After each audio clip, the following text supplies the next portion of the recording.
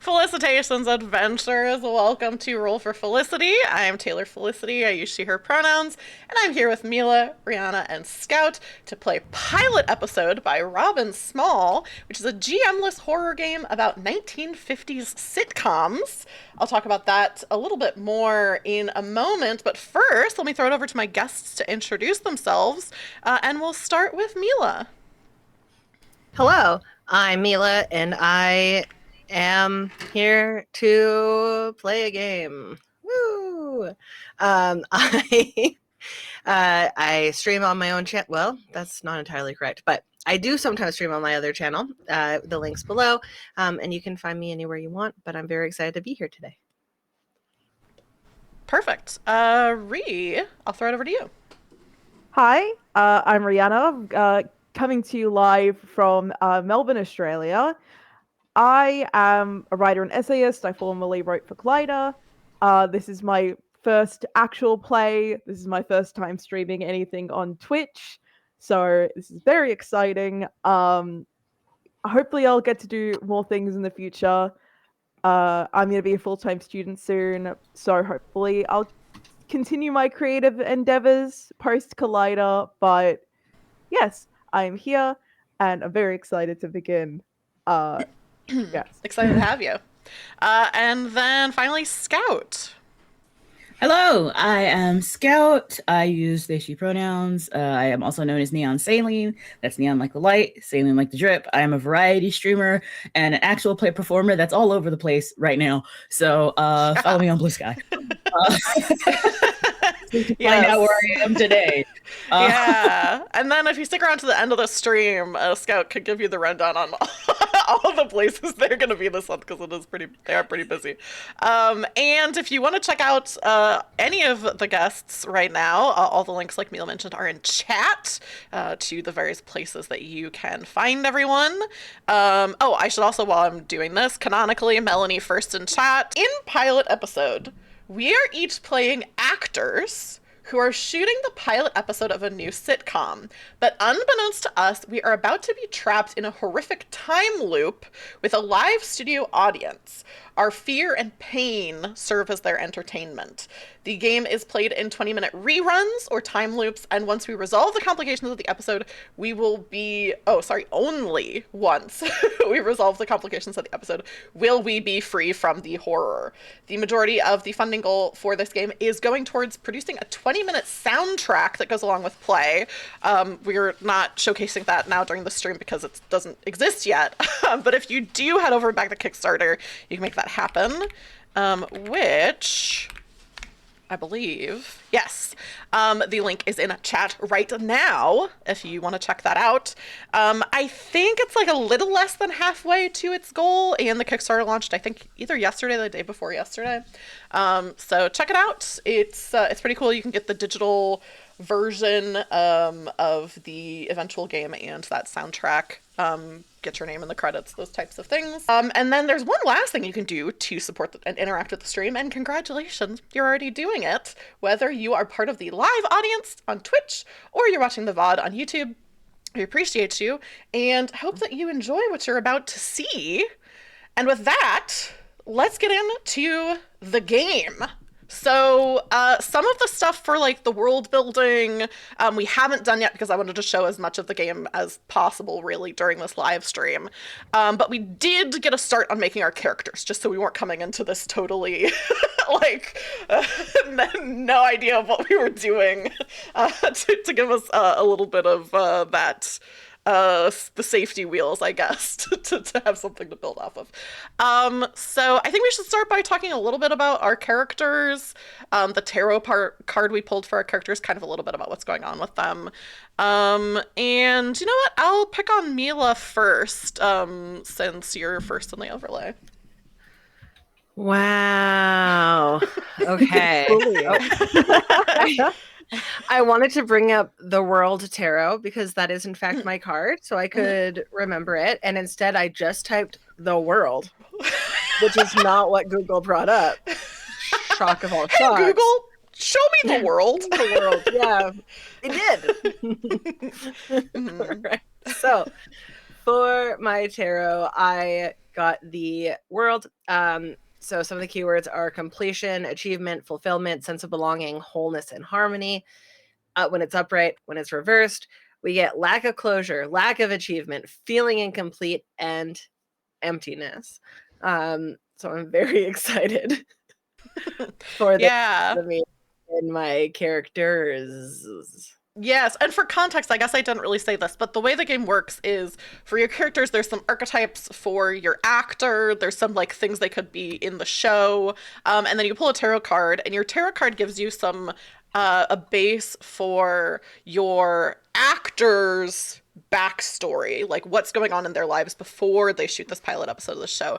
And then you use the reverse meaning of that tarot card for the character that they're playing in the sitcom. And then you kind of find some like, okay, what are some similarities between the actor and the character that they're playing? So the example in the book in the pilot episode is given of like the housewife who in the sitcom has this like very happy marriage, but in real life her marriage is like a little bit more complicated, like her husband is cheating on her or something like that.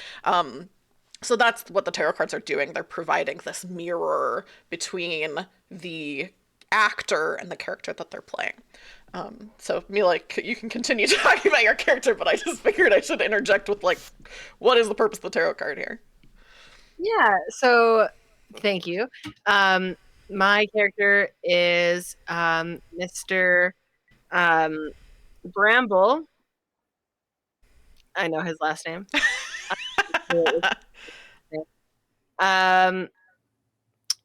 Bramble Northrop.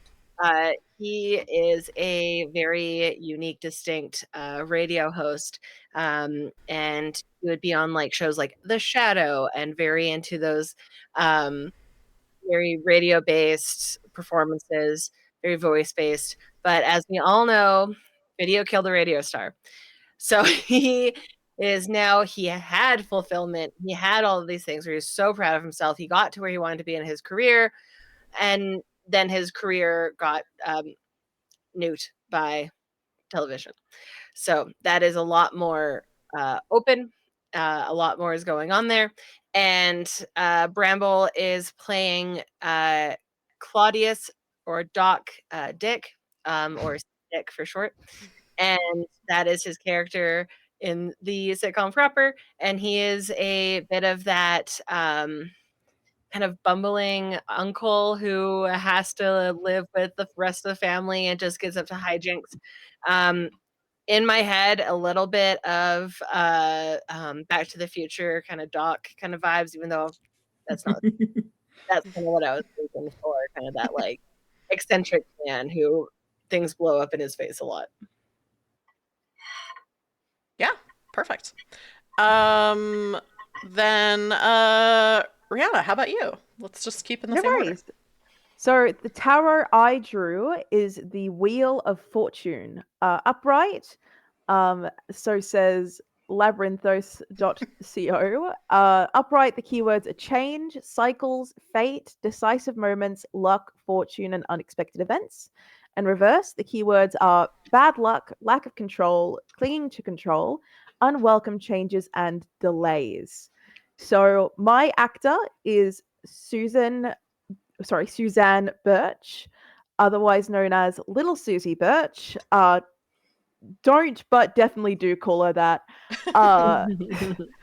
So the story with her is that she used to be like a Hollywood child star in the way of your Shirley Temples. You know, she was doing all the commercials and her faces on things, and she did the little movies with the tap shoes and the ribbon in her hair, and everyone loved her until she got too big to be Little Susie Birch.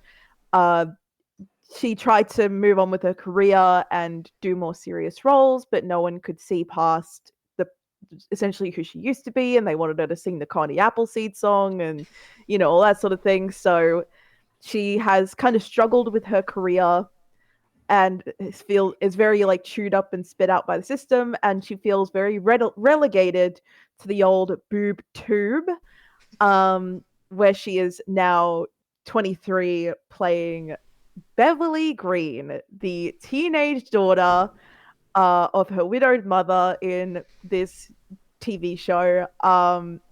So she does not want to be here at all. But she just can't find work. So here she is. Yeah, love it. Okay, Scout, tell us about your character.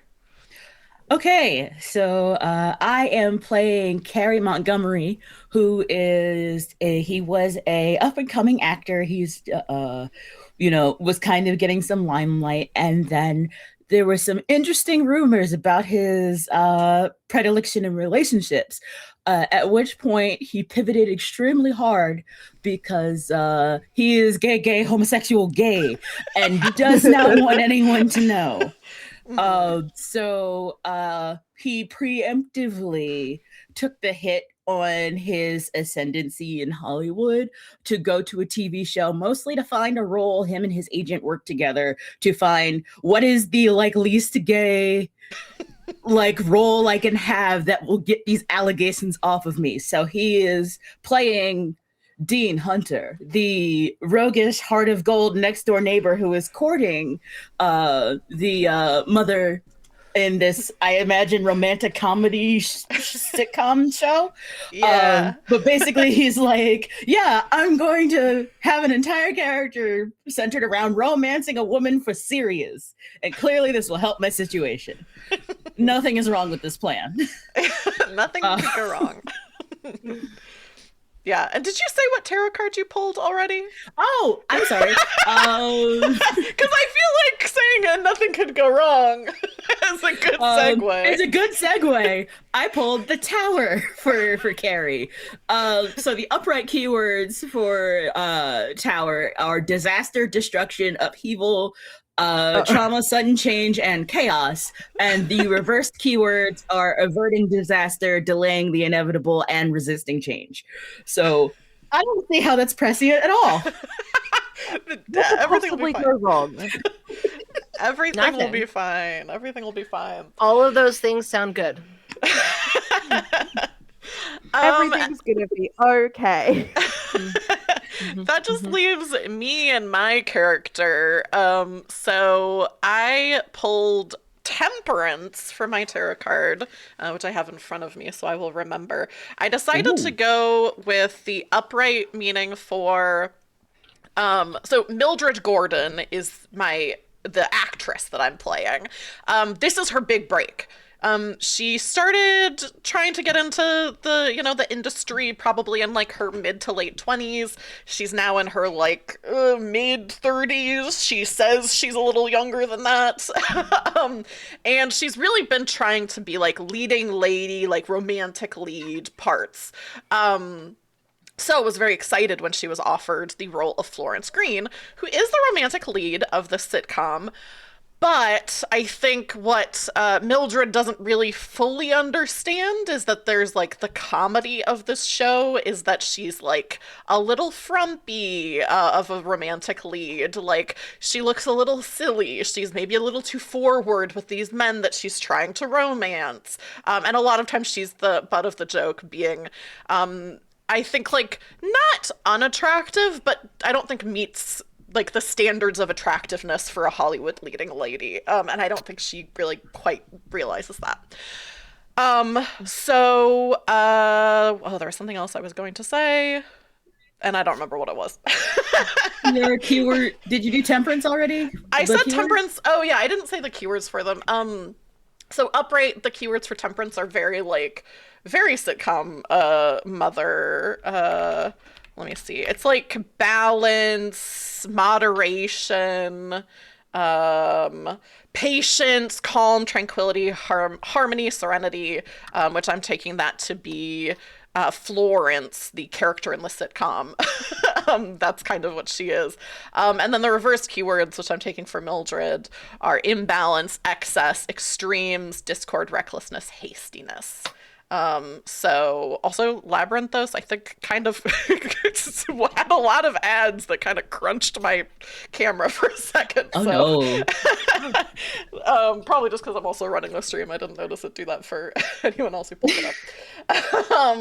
So yeah, that's my character. Oh, I remember what I was going to say. As has been alluded to in a lot of our stories of our characters, some content warnings for this game I think would be fair to shout out. This game is set in the 1950s. We're not going to be going like hard and hot and heavy in a lot of the issues of inequality in the 1950s. But obviously, we have a character who's like closeted and has reasons to be closeted. Like, that's going to come up. There's going to be like, some, cultural issues of homophobia, some sexism. We also have a character who like was a child actor. So things with like mistreatment of children. Wait, a lot child of those actors in types the of things. 50s had a bad time? Wait, child actors in general? I Still? had no idea. Oh my gosh. No one told me. Surely this is some sour grapes on Suzanne's part. Yeah, surely. So yeah, it'd be good to mention this is a horror game, and some of those things will come up. Yeah, good to let people know about that. I think that's pretty much everything with our characters. So let's talk a little bit more about the show. Basically, for people watching, we're going to do a little bit of world building at the top of the episode to show you kind of what that aspect of this game looks like. And then we'll get into the active role play part of the game. So I think we kind of know what the show is. We know that it's this kind of romantic comedy sitcom. That's kind of the vibe. There are some prompts in the game of some kind of tropes of like what the show is. So one of them is like comedic opposites. Kind of self-explanatory. We've got center and eccentrics, which is a normal person in a world of oddballs sitcom trope. So there would be like one character who's like a straight man, and then a bunch of other people who are like, weird all around them. We've got the ensemble, which is a cast of characters all united against a common enemy. Fish out of water, following a character out of their element in a strange new world. Powers, which I don't think we'll be doing. The characters have supernatural powers of some kind. And then we also have antagonist against the world. These characters could are have supposed to be gone laughed at. for a monsters thing. We could have gone for a monsters thing. And hey, for people watching, if you want to play this game, you could go for a monsters thing. So yeah, what do we are any of those types of pitches for the show resonating with people? What are our thoughts on that? I think the ensemble cast is very much what we've sort of been discussing a little bit. I don't know what the common enemy would be. Loneliness. I don't know. Yeah, I was thinking ensemble too, but then I also thought fish out of water could be good because my character is like new to the dating world, so that's like kind of the fish out of water thing where she's like kind of newly single. If someone wanted to play more of a straight man character, then we could have center and eccentrics. Or comedic like opposites could also work. Sorry, go ahead. Because obviously mother and teenage daughter are very opposites, and then also so is the uncle and so is the dean and doc. Yeah, and the neighbor. They all work. Yeah, and the neighbor is also very suave, whereas Florence's character is kind of like not very good at dating. So there's a lot of opposites here.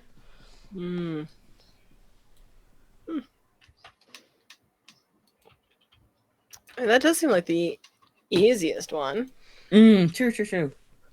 We could also see about rolling a die. We could roll a die. We could get spicy. And then we all could be like, well, which one's going to be the vampire? Which one's going to be the Frankenstein monster? I'm nervous to I'm get the a 5. Yeah, let's roll a d6 then. And see what we get. Number 4, which is fish out of water. This follows a character out of their element in a strange new world. Here, either the character or the wider world can be eccentric, with the humor more deriving from how this character does not fit in with the world. Oh, that's even harder on poor old Florence. Yeah. Yeah. Yeah. How do we feel about that? Like, has random chance? I do like it. Okay, cool. Yeah, I feel good Because about it. everyone's soon kind of be a settled into lady. their places. Like Beverly's expected in like dating age range. Doc is probably like a bachelor or maybe like a widower at some point. And then like Dean is just here being like handsome man. So Florence is like, I'm dating again? Question Yeah. mark? I feel like that fits. Okay. The next thing that we can determine is, so we know what the show is. But we don't know what this particular pilot episode, like what is the main conflict Ooh. here. So if we want to, we could, I mean, I could read through them, or we could just roll a die and see what we get, if we want to just have it be random. I'm down to.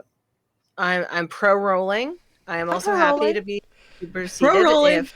Yep, excellent. All right, we're rolling. All right, I'm going to click both of these d6s because this is a 2d6 table. And we got a 10, which is, oh, okay. This, I mean, kind of fitting. Number 10 is sex. A character is pursuing or being pursued by another for either romantic or sexual purposes. This can take many forms, including a character dealing with an unwanted suitor or a love interest being involved with another. Makes sense Perfect. for the pilot episode of a Sensational. romantic comedy. Pretty straightforward. Makes sense. Great. And we could do it in multiple ways. Like maybe Beverly is being pursued by the total point Dexter, you know, and Yeah. is not wild about him at all. But of course, you know, she has to be nice to him. Yeah. I love that. I feel like a very eccentric woman like matches Doc's freak, but Doc doesn't like it. It's not good for girls to be weird. When you do it, it's bad. When I do it, it's good. I'm perfect. I'm a man. I can do what I want. You however. You are not very flattering. Not very flattering when you wear weird old clothes. Great. Okay. The next thing we get to do is determine our technical difficulties for this episode. These are the things that if we don't solve them, we're stuck in a time loop. So to start with, these three things are associated with kind of regular sitcom-y stuff. If we add more technical difficulties, they can get weirder or creepier, that kind of thing. So we have our, something that you all can't see, we're referencing dice and cards and things like that. We have some of those in front of us, so we'll tell you what we get for these. The first thing that we'll draw a card for has to do with the primary location. It's the main setting of a sitcom. When you think of locations in a sitcom, it's what comes to mind: the apartment in Friends, the barracks in Hogan's Heroes, the titular office in The Office. So this is a time for us to determine what the primary location is, and then the technical difficulty for the primary location should provide some sort of built-in conflict or issue.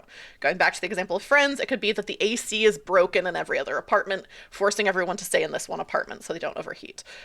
So the technical difficulty, the first one we'll draw, is something that's present in the episode. Like, it's not something our actors are dealing with, it's something the characters are dealing with, if that makes sense. Yes. So we have, for this one, we'll draw from the complete deck. For our characters, we elected to draw just from the major arcana. That's not a rule of the game, I don't think, but I just said I think that would be fun. But for the complications, we should use the complete deck. So does somebody want to pull a card from the one labeled complete deck? Go for it. You should just be able to click the top one and like, okay, What have we that's got? 6 of swords, I believe. Yes. Which I will look up what that means, because I don't remember a lot of the number ones. Well, there's so many numbers. I can't even remember the numbers in sequence. What the heck come after 6? That's funny. I like that. Okay. 6 of Swords represents a necessary transition, moving away from turbulent, stressful, or toxic situations towards calmer, more stable, and peaceful circumstances. So that's what we've got for here. What do we think this means for this first technical difficulty and our primary location? I would like to pitch that Beverly and Florence are new in town because, you know, after Mr. Green departed, she decided to relocate to not necessarily avoid dealing with it, but like a lot of memories are in that town, and then, you know, wants to have a fresh start. So the two of them are settling in their new home slash apartment. I have no Yeah, idea how it would be set up. I like that. Um, maybe with the technical difficulty then could be maybe like our like we were supposed to get furniture and stuff delivered, like the moving company was supposed to bring everything and set it up, and like half of our stuff is lost somewhere. So like, let's sit down on the sofa and like you know let's And then it's do a like little boxes. yeah, but there's just boxes, like we don't have our stuff. Mm. That's the first thing that comes to mind, but if someone else has a better idea for a technical No, I love difficulty, that. I love that. I think it's very visually striking.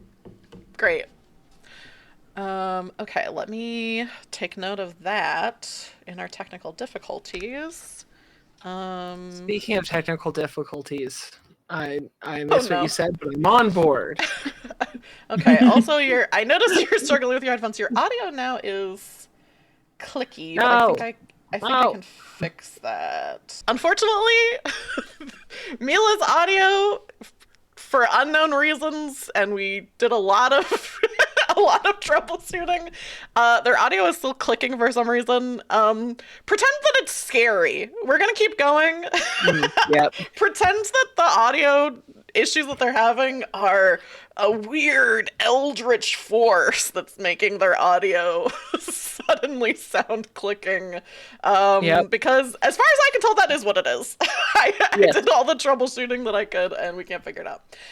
I agree. So, thank you everyone for your patience. We're gonna keep on trucking and do what we can do. Thank you, historical waifus, for the follow. Oh, that's very nice. A light in this darkness of technical issues. Historical waifus. We can all agree on that. Okay. So, we were in the middle of talking about the technical difficulties in the game when this happened, which is making me feel afraid. But we did decide the technical difficulty for our location in the story is that our characters have moved in and not all of our furniture and belongings. And when I say our characters, I mean mine and Rihanna's, because not everyone else is new in town. So that is that one done and dusted. We know what that technical difficulty is. The next one is the B plot. This is the secondary plot of the episode. The technical difficulty for the B plot should ideally be more of an emotional conflict. We can look at inter-character relationships to build upon this conflict.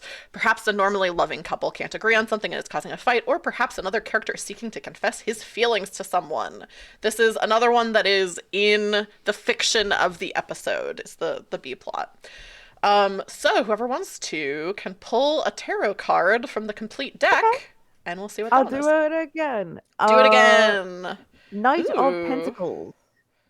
Okay, I know knight cards are like moving forward into things, and pentacles are material goods. Let me see. Dedication, hard work, and reliability. A slow but steady methodical approach to achieving goals. What does that say about our technical difficulty? I guess it would sort of fold into the whole moving thing of like it's just gonna take some time for everything to get here. Which obviously, you know, Beverly being a teenager just does not have the patience for. She wants her, you know, she wants her clothes. And though she won't confess it, her teddy bear. So I feel like that sort of makes a lot of sense.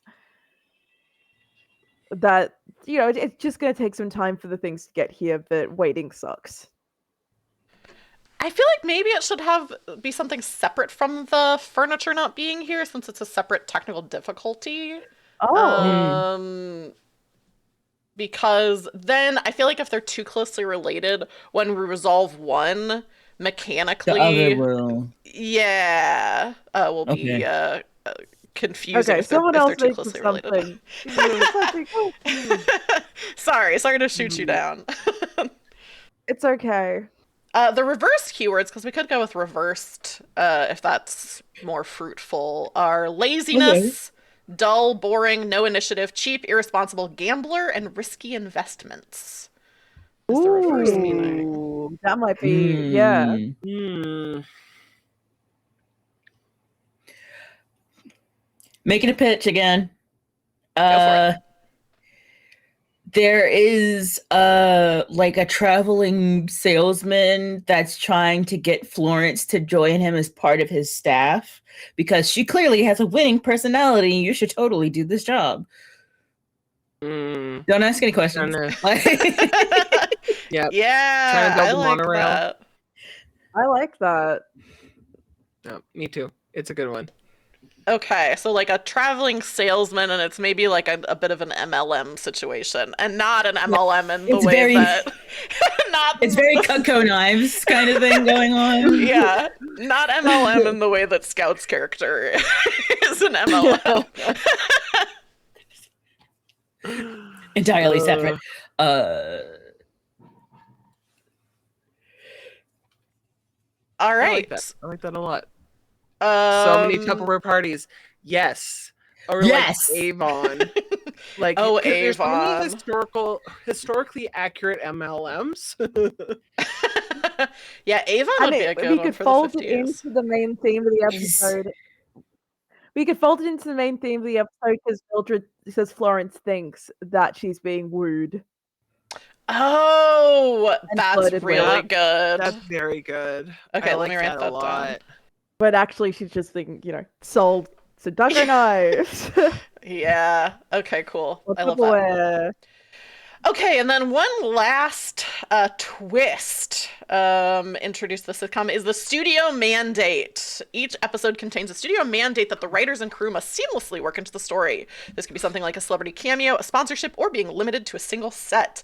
The technical difficulty for the studio mandate is more of a wild card. It is a meta demand that the studio has put upon the sitcom. This could include having to awkwardly do an ad read in the middle of a show, or needing to include a PSA-style message about a certain issue. So, somebody pull a card to inspire our studio mandate for this episode. I'll do it. 7 of Wands. Protectiveness, standing up for yourself, defending yourself, and protecting territory. Reversed, giving up, admitting defeat, yielding, lack of self-belief, and surrender. What does that inspire in us for a studio mandate?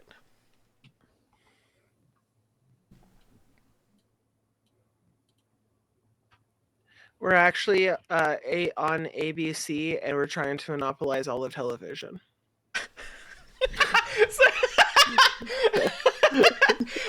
Okay. So how does that's a Disney's a Monopoly comment. Yeah. But I am joking, mostly. I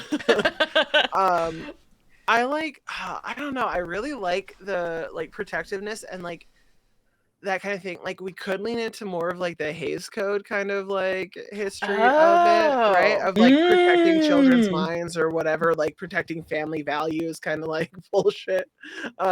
Yeah, I like that. So maybe there's a specific thing, like the episode has to have a moral, or there's something that we're prohibited from showing. Okay. So the episode theme is sex. Maybe it's always this thing of you can't go too far. You can't go too far into this.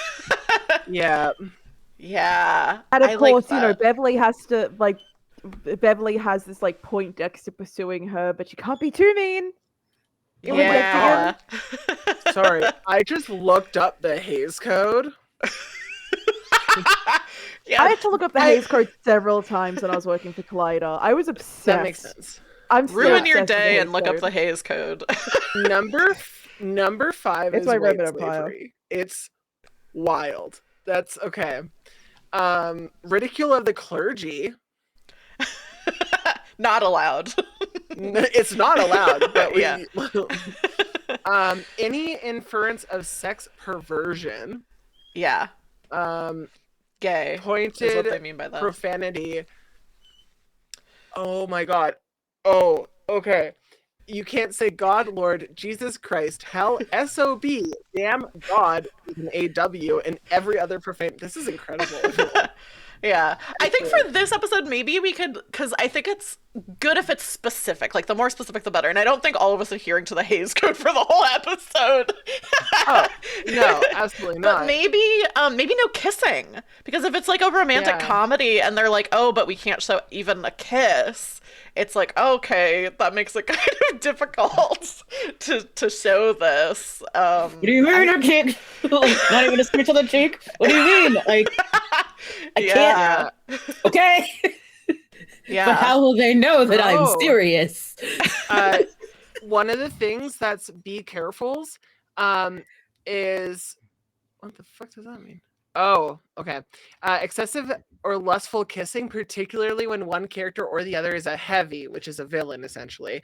So if you are trying to get like if a villain is trying to seduce you, then like we have to be really careful about the kissing. But also deliberate seduction of girls. So if Beverly has like a romantic plot line, like that's like an issue. You also can't have a man or woman in bed together. Yeah. So yeah, very much that's like a be it's careful. romantic comedy, but we can never go there. A lot of Absolutely wild. a lot of flirting, but nothing else. Okay, cool. So I think that's a good spot for our technical difficulties. So that is the last thing we do before we get into the kind of more role play aspect of the game. And we start with the opening stinger, also known as the opening scene. This is the first phase of gameplay. These scenes are intended to act as downtime before the main plot of the episode and usually feature a standalone joke. There can only be one opening scene per loop, also referred to as a rerun. The same scene can be replayed if the players feel that something significant has changed in that scene between reruns. The focus of the opening scene passes clockwise around the table or top to bottom on a voice call. Start with the person who last watched a sitcom. That's interesting. I can't remember the last time I watched a sitcom. The scene opens with that player setting the scene and what their character is doing. They also choose which other players they would like in the opening scene. Once the group feels the scene has reached its closing joke, they may move on to the live taping. And then it does say live taping is when we get into the 20-minute thing. I'm reading this, which I could be wrong about this, and Robin is in chat. I'm reading this as the opening stinger is our actors and not in the sitcom. I might be wrong about that, but while we wait to see if I am wrong, since we have the benefit of the person who wrote the game in chat, who here has last watched a sitcom? Does Married at First Sight count as a sitcom? What is Married at First Sight? It's a reality show. I don't know why I watched it. I would call it a reality show. Yeah, I haven't been really watching any sitcoms. I've been watching a lot of Columbo. We could also just say whoever wants to set the scene can go first. I'm fine with that as well. I like to start. Okay. Go for it. Do it. So have we decided if it's the actor or the character yet? I'm gonna say unless someone says differently by the time I finish the sentence, I think let's start with our actors. I'm imagining this is like behind the scenes. Oh, I was thinking character when I read it, but let's go actor. I want to do actor. So let's see how that works, and maybe we can change it in future reruns. So yeah, go for it. This is your actor character. So Suzanne is in her tiny little dressing room, and she's like painting freckles onto her face, just and she is like, I think at the same time she's like talking to a production guy like, are you sure that the title card says Suzanne Birch and not Susie Birch? Suzanne. Suzanne Birch. I think the person you're talking to is maybe like a PA or something, like maybe not someone who's super high level and is just like, yeah, whatever's in your writer, I think is what it is. But you'll have time to review that. I mean, we're just shooting it today, so the credits I don't think are final. Okay, it's fine. God, okay. She's like looking at the window. She's like, come on, like slapping her face, like, okay, come on, you piece of shit, come on. And she like sort of, do you think they're too? Do you think they're too like the freckles? Do you think they look? Do you think they'll show on the camera? I could get someone from makeup over here. No, I don't. I don't want anyone touching my face. I can handle it. Let me just square up. And I then just she want to say like, sort of, I really liked you in the tap dancing billionaire. I thought that's one of my favorite movies. like shoots her like the most withering look. I'll go ahead and make sure that we're all in our places. Thank you. And then she like sort of just like looks at me. Yeah. And like sort of just like gives it a minute. It's like, come on, you piece of just. Okay. Yeah. Yeah. Ree, who do you want to have there? Who do you want to enter next in our opening scene? Let's go with. Would you like to go next, Taylor? Yeah, I can go next. So I am gonna get my character name, and it's Mildred is my actor name. Okay, so Mildred I think comes in like passes the PA, and is like in costume, is like a little bit flushed looking, and is I think followed. Does anybody want to play my shitty boyfriend for a second? Sure. Okay, Mila, you can be my shitty boyfriend. You're behind the scenes. You definitely are not supposed to be here. And I'm like, okay, Bobby, I get it. I'll get you the money. I don't really have anything right now, but I'm supposed to get an advance for this. And you really are not even supposed to be here right now. If they don't want me being there, I'm just here to support you, babe. And I really appreciate that, but I just, I'm gonna be with another man, so I mean that might make you jealous, or I don't know. I just want to make sure you're in the right headspace for what you're gonna see. I'm acting, but you're not actually gonna like be kissing anyone. No, right? we're actually not allowed to kiss. That's kind of a big thing. So no. Oh, good. Okay, then that's fine. When did they say you're getting your advance? Okay, can you just? I need to get in the headspace of Florence. Okay, so and I think I look around and spot Carrie. Mm-hmm. I feel like Carrie is watching this with like a look on his face. Suzanne is also watching, but she really doesn't care. She's like, oh, this shit again. Okay, so I guess it's not that different from Hollywood. Yeah. Yeah, I think I see Carrie seeing, and I get like a little bit more flushed, and I say, okay, Bobby, I'll talk to you later. And I make a beeline over to Carrie, and I say, hi, I'm so excited to be shooting this. I know the table reads have been good. How are you feeling? I'm feeling all right. I'm looking forward to actually getting this filmed. Finally, is everything all right? Oh, Bobby, that's just my boyfriend. I think I, as the boyfriend, am glaring at Carrie right now.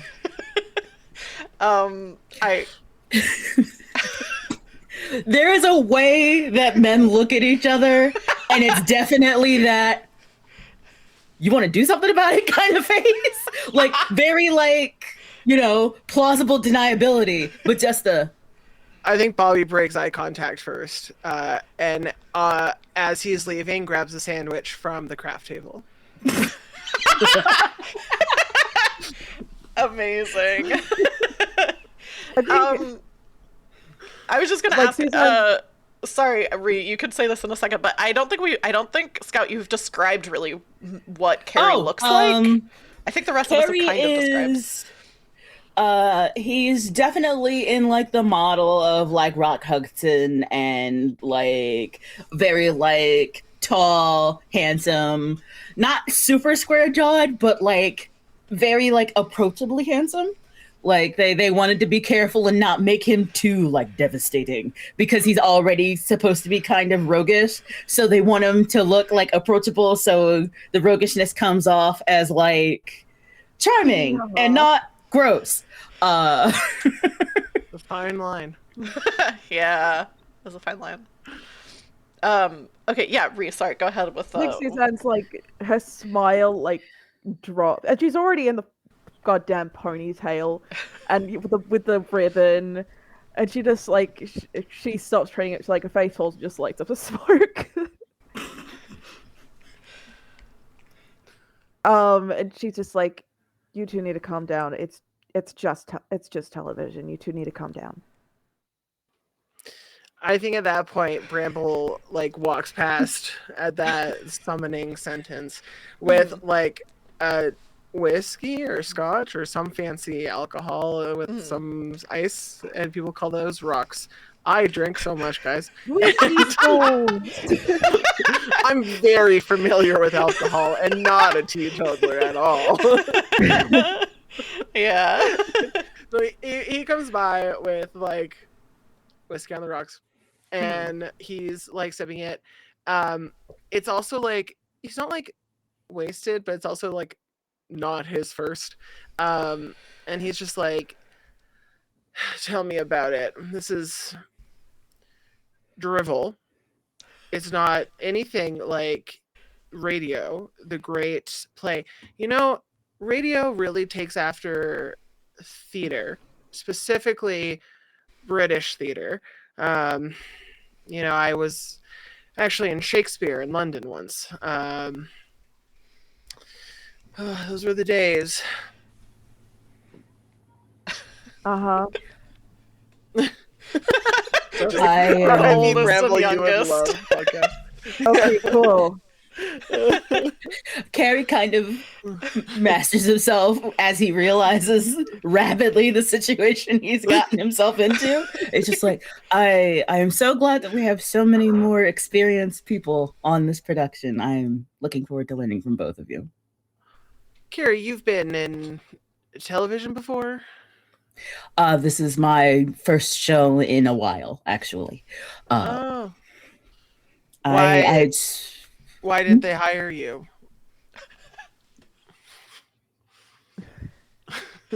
I find that my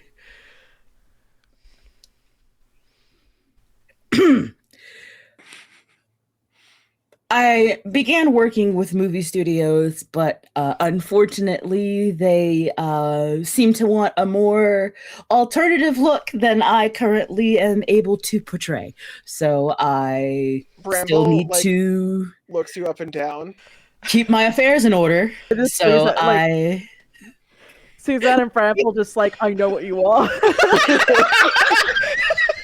As I said, dear boy, I did Shakespeare in London. And then just turns around and leaves. Did you say Heads what? over to set. Wait, where did you get the he's gone. Did you describe what Bramble looks like? I can't remember if I you did did. not. Yeah. Very Vincent Price, like that, like he had to be forced to do this by his agent, but it's also very he didn't really want to, but like no shade to Vincent Price. Like he was like on film and stuff, but he's also not like he's a very unique look, and he made a lot more sense on radio doing voice stuff than he did like on television, which is why, you know, he did radio and now he's this like tall, like kind of willowy, more pointed kind of looking man who's now doing like the weird eccentric character, for a reason. Yeah, like a character actor, but like while Mila cannot do voices, Bramble can. Bramble Northrop is quite phenomenal with the Foley and the voices. Yeah, I think after Bramble leaves, I kind of lean in to Carrie and I like squeeze your arm a little bit and like say something like privately just to you. And I say, just so you know, I didn't believe any of the rumors going around about you, but I know I have a boyfriend, but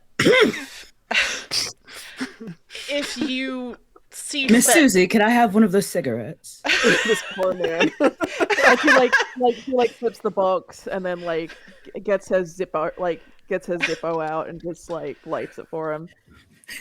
Thank you. I just wanted to say, and I kind of like put my hand here and I'm like trying to so that Susie won't hear. The dressing room is so small. Yeah. And I say, if you need help dispelling those rumors, I'm happy to help in any way that I can.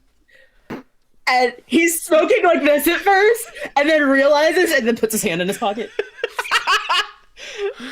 And I think at that point there's like a places like call for. Very politely stubs out the cigarette in the ashtray and just. She like pops a piece of bubble gum in her mouth, like. And this is where we get to the section of the game that is actually timed. So when it's the full release of the game, there'll be a soundtrack that you'll play along to. But for us, I have a timer that's on the overlay, and then I'll also have one. They won't be exactly synced up because I can't hit play at the same time on both of them. We'll... I would also like to mildly shill this game that I am playing because I did go to the Kickstarter. Very cool, very reasonably priced. Very funnily, it's 50 Australian dollars. So it's 49 Canadian dollars, and that was funny to me. I think it's 34 US, something like that. It also has a sample of what the music's going to sound like. So if you're curious about that, you can actually go to the Kickstarter and listen to some of the music. That'll give you a good idea of what would be playing. So it's very neat. I'm very excited about this. Yeah. So yeah, this will be the first, I think we'll have just enough time. I was about to say we'll have just enough time to do our first playthrough, but then our opening scene went a little longer than I thought. So let's go ahead and take a quick break. We probably won't do the full 15 minutes just because we did have some technical difficulties earlier. So we're going to take a break. We'll come back and it'll be all time loop shenanigans from here on out. While we're on break, check out the Kickstarter, as has been mentioned. And if you @ me on Blue Sky, roll for Felicity, or drop something in my Discord server if you're in there, and let me know that you backed the Kickstarter, then we'll get some more complications for our episode. So we'll see you all in probably like 10-ish minutes. I'll see you in a little bit. Bye. Hello, everyone. We're back from break, and we are ready to get into our pilot episode. We're going to come up with like 2 things that are going to be in every rerun and every time loop that are basically like, this is something that happens in the episode. And then we're going to start the timer and we're going to start role-playing them. Just as a refresher, the technical difficulties we have are our furniture hasn't come yet for the people who've just moved. There is a door-to-door salesman of some type of MLM. I'm going to say vacuum cleaners. I think vacuum cleaners feels very 50s. So there's a vacuum cleaner salesman who's trying to recruit Florence. She thinks she's being wooed. And then we have our studio mandate of no kissing. So I think every episode should have scene with salesman. What's like 1 or 2 other things that every episode should have? The Point Deck stuff, going like, do you want to go to the ice cream social? And Beverly's like, oh man, that'd be great, but bye. Perfect. We should have one thing because both of those we've got stuff for Beverly and we've got stuff for Florence, but we don't have anything for Doc or Harry. uh, Dean. Dean Uh, specifically. I would love there to be like a scene with like Dean and Doc where Dean is like, okay, I do not mean to be rude, but how do I get in there? Like commiserating about like approaching women. Yeah, I love that. Okay, scene with Dean and Doc about approaching women. That's great because Dean and Doc are the two who presumably already know each other. They've lived in this neighborhood before. Mhm. Um, okay, perfect. So I think that's enough for us to improv off of, and get into. This is the first loop, so horrific things can start to happen, but we don't know we're in a time loop yet with this episode. Mm. And I am going to start this timer. There we go there. And here we go here. Okay. And we're in the episode. So I think to set the scene for the opening shot of the show, I think we have Florence and Beverly standing in their living room that has a pile of boxes where the couch should be, a little like tiny little round table with like two chairs that's like not really a dining table, it's more of a table for a nook, but like that's the only table that's come yet. There's drapes on some windows but not drapes on the other. And I think maybe Doc and Dean are also standing here because maybe they helped us bring things in. Like the stuff that we have right now is, the stuff that's arrived, and maybe the movers haven't got it. We forgot to say the name of the show. Oh, yes. Oh. Yeah, I think we said it off stream. But yeah, there's a title image that comes up that in the broadcast, I guess this is just the recording, for Greener Pastures, because our characters' names are Beverly Green and Florence Green. Perfect. And I think Florence like looks around and is like, I could have sworn we had more stuff than this. Maybe it's still coming. I mean, there's been some trouble on the road. Oh, you smart little cookie. And I just go over and like pinch your cheek. And like she like leans into it, but it's in her eyes. In her eyes. She does not like it when people touch her face. And like she like pulls away a little too quickly and is like, "Oh, Mom." Carrie will approach carrying one of the boxes. Miss Green, where does this one go? Oh, yes. Just a little to the left. You see him kind of spin around in a circle, trying to follow both directions. Florence hear a is crash fine. from the other room. Oh no. Yeah, I like call me Miss Green.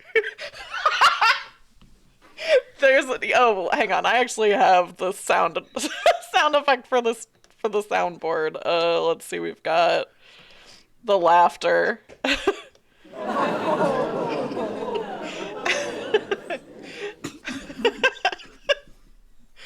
Yes, excellent. Oh wow, they move. Oh yeah, on the overlay, yeah, they move when the sound effects happen. Yeah, and I think I like put again like kind of squeeze Dean's arm similarly to the way that I squeezed Carrie's arm before the episode, and I say, you can help out whenever you'd like. The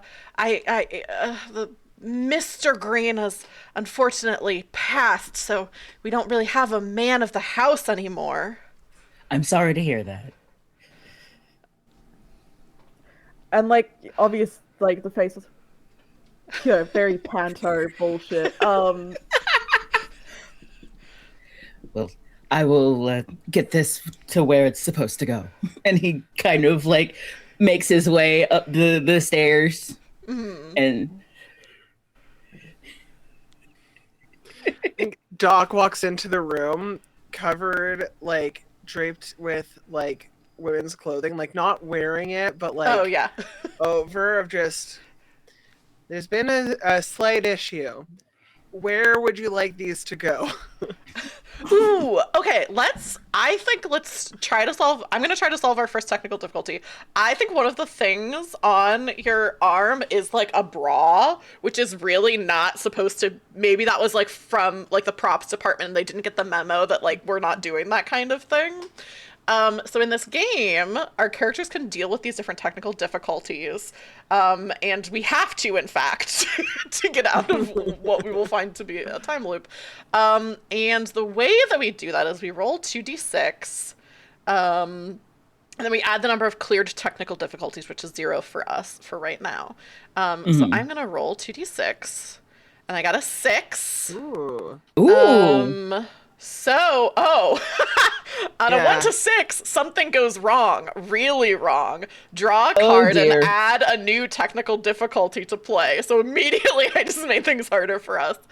No. I think what happens is I try to like go over and like grab the bra and like toss it like kind of like out of camera frame before you're like actually, so for like editing purposes basically, but I think it like catches, like snags on like my sleeve, and instead of tossing it off to the side, it goes into the live studio audience, because there is a live studio audience here. Like Susan, like wait, she's like you can see her like wait, but then like just barely. Yeah. And so I'm gonna add a new technical difficulty. Oh, this is interesting. Okay, this is the 4 of Wands. Let me puzzle over that. And someone else can do something while I'm doing that. I think Sister, Susan, if you like, needed play it off, like, support. oh wait, and like she like sort of gets off, like she like sort of clicks off screen. I think you need a few more, just a few more. She like covers his face in like a giant coat. Thanks, Doc. Niece, I cannot see. And just starts walking. And then promptly, legitimately trips. I think we should. Oh, go ahead. Sorry. Audience awkward laugh. Great. Love it. I think I'm gonna introduce maybe the first sign of like horror of this with this technical difficulty. Ooh. And Ooh. I think that I So the card that I pulled, the 4 of Wands, represents celebration, harmony, and homecoming. I think that I'm gonna do the reverse of this maybe.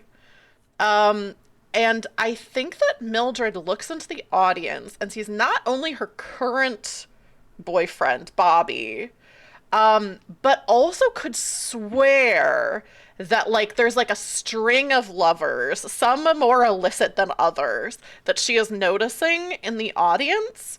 And when things are happening, like they are not laughing, like they're not being good audience members. And sometimes when they're laughing, it is like snickers. But I think there's something to it that's like kind of unclear whether this is real. Like these people are really in the audience. Like maybe there's like a flicker kind of effect where it's like it looks like just a guy and then it looks like somebody that she's like slept with, which is not appropriate for the 1950s. So that's our complication, I think, is at least Mildred thinks that people in the audience are her exes and gets like flustered about it. I think maybe let's hit another scene because we are halfway through the episode already. We're halfway already through this loop. Yeah. Gosh. So we haven't had a scene with the salesman. We haven't had the Poindexter asking Beverly out, and we haven't had the scene with Dean and Doc. So which one do we want to do? The Beverly one. I mean, of course, I'm Sure. like, it's all about me. Sorry. No, let's do it. Who wants to be the Poindexter? I'll do it. Great. Yeah, so set the scene a little bit, Ree. Where is this taking place? Like, she's sort of like, she looks at Mildred and it's like, okay, gotta move on, gotta move on. I've been making so many new friends at school, and of course, the sock hop is gonna be soon. It's gonna be on Friday night. I wish that someone would ask me to go. And then the doorbell Knock, rings. knock, knock, knock. Perfect. Opens Go ahead. opens the door to like your classic, glasses taped up, Harry high pants, Oh yeah, Oh, thank you. incredible. Who could that be? Hiya, Bev. Hi, Norton. You look ravishing today. Oh, thank you so much. You look. How are you? Well, I was wondering if you had anyone to escort you to the sock hop this Friday night. I do actually. Yes. His name Really? is George. George? Glass. Glass. George Glass. Is he from another school or something? He's actually from my old hometown, and he's coming to visit to take me to Golly. the sock hop. Bye, and then closes the door.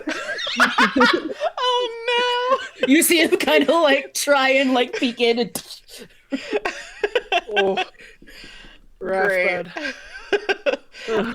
I think there's like maybe there's like a little bit of I think what's supposed to happen here is Florence is supposed to say, now that wasn't very nice, but I'm like rattled, so I like kind of miss a line and we hear like cut, and we come back with like maybe a different scene. So like, because we are shooting shooting this episode. So do we want to do salesman or do we want to? I feel like maybe Dean and Doc talking. Okay. Because we haven't had very much Doc yet. So where do we think this conversation is happening? Is it at this house? Is it someplace else? it might be in like the dock smoking room where the men hang out. Yeah. Yeah. Nerd girls allowed. Dean, they both have like glasses, and Dean's sitting there looking in rapt contemplation. Just, all right, give it to me straight, Doc. As far as Mrs. Green goes, do you believe she may be interested in a new paramour? I don't want to be too forward to her directly, but you two are close, so I think you might have an idea. Knowing who my lovely brother-in-law was, yes, I think she's ready. Really? Oh, You yes, seem he was, like he was a terribly boring man. I see. Knew nothing of astrophysics. I see.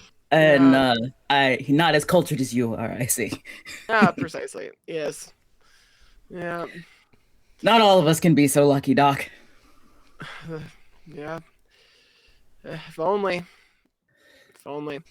But yeah, my niece is a lovely lady. She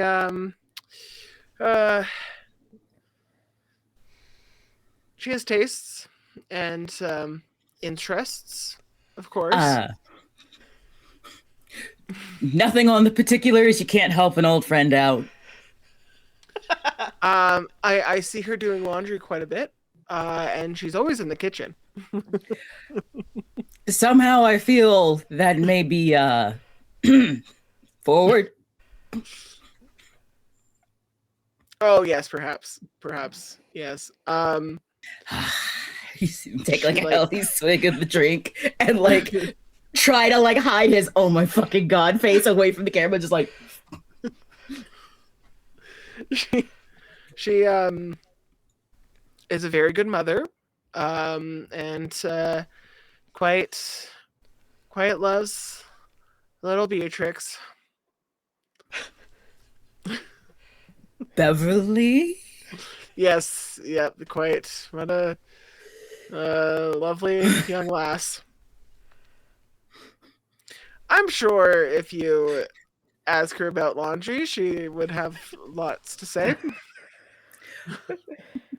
I think I have a plan. Oh, I'm glad I inspired you. And I feel like it cuts from there. As he's like, Yeah. I love that. That's perfect. Okay, meanwhile, who wants to be the vacuum cleaner salesman? I'll be the vacuum cleaner salesman because I Great. haven't got a side character yet. Yeah, side character. Cool. Okay, so yeah, there's I think a knock at the door.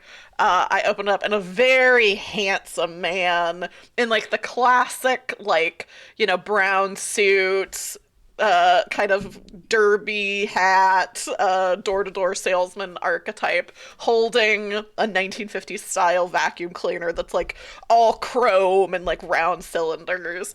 And Florence opens the door and says, "Oh, well, I wasn't expecting a visitor at this time of day," and kind of like tends to my dress. Greetings and salutations, ma'am. My name is Harry Hoover with Henry Hoover. You seem, Sheila looks around, it seems to me like you're new to the neighborhood, and I was wondering if you had all that you needed to get settled into this lovely town that we are in. Well, it's funny you mention that because there actually is one thing that I'm really in need of this household and seems to be lacking lately. Why don't you come in, as seeing as there's no man of the house? Of course, and while I'm here, I can tell you all about our new Henry Hoover model of vacuum cleaners. Yeah, tell me everything. I'm excited to hear. And while we're at it, why don't you tell me a little bit about yourself? Like, what's your name, sir? My name is Harry Hoover, and I am here to advertise the new Henry Hoover vacuum. He's like looking directly, because this obviously is a real product as well. Yeah. Look, I think it's a real product. Literally, Henry Hoover, like the little vacuum cleaner with a face on, is the only vacuum cleaner brand I know. Yeah. As you can see, our Henry Hoover vacuum cleaner comes with several extensions and attachments to make cleaning on hardwood or shag carpet an absolute dream. Like reading off a teleprompter. I think like Mildred, the actress, is like, this guy is. There's supposed to be some chemistry here, so it's like trying to like flirt it up as much as possible. So like leaning in and like kind of fawning on the actor playing the salesman, and it's just So like, if you want to, go ahead. so if you have a mess that you just can't get out of, there's nothing that sucks better than. Sorry. Well, if I'm honest with you, sorry, was it Harry or Henry? Harry Hoover with the Henry Hoover vacuum cleaner.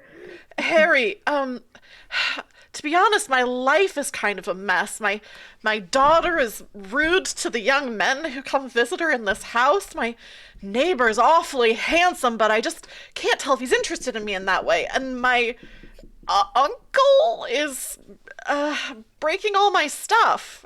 Not to mention, I don't even have a couch to speak of to ask you to sit down for a minute and take a load off. Well, that sounds like a real dilly of a pickle there, ma'am. But I understand that moving in can get pretty dusty, and nothing is better for dusty floors than the Henry Hoover vacuum cleaner. Let me show you all. And he like bends down and like, you know, throws it back a little.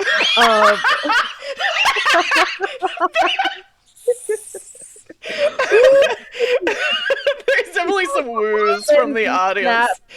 when he like when he's Ooh, showing the ah. extensions of the vacuum cleaner. And as for your daughter, there's nothing worse for a daughter to be than rude to men. Amazing. I think we have 52 seconds left in this episode. Oh, So, God.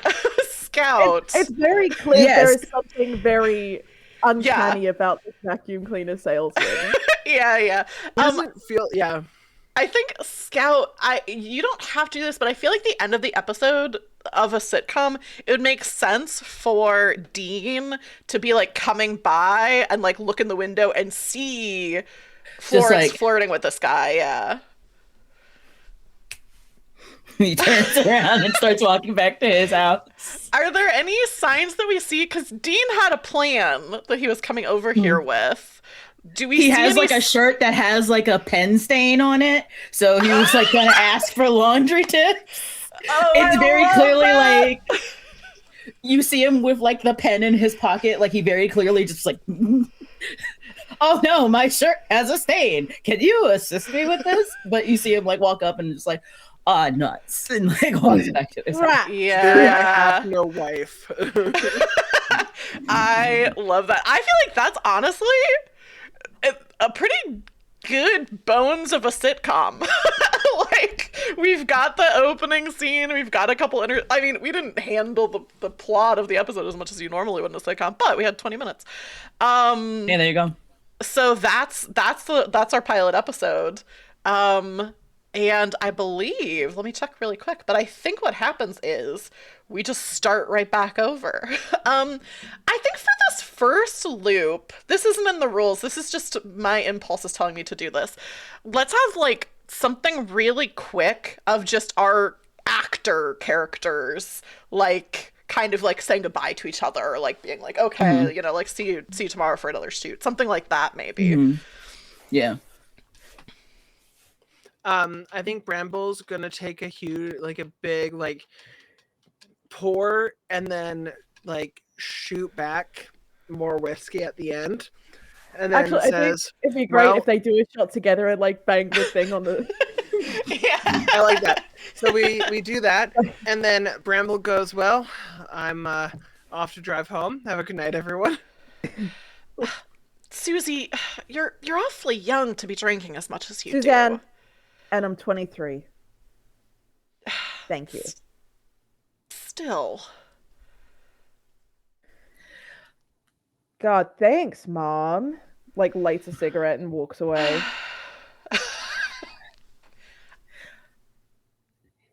Youth is for Carrie- the young, I guess. Yeah, and Carrie, I just wanted to say I thought you were brilliant. It was incredible to play alongside you. You were excellent to work with as well. I'll see you tomorrow for the next shoot. See you bright and early tomorrow. Amazing.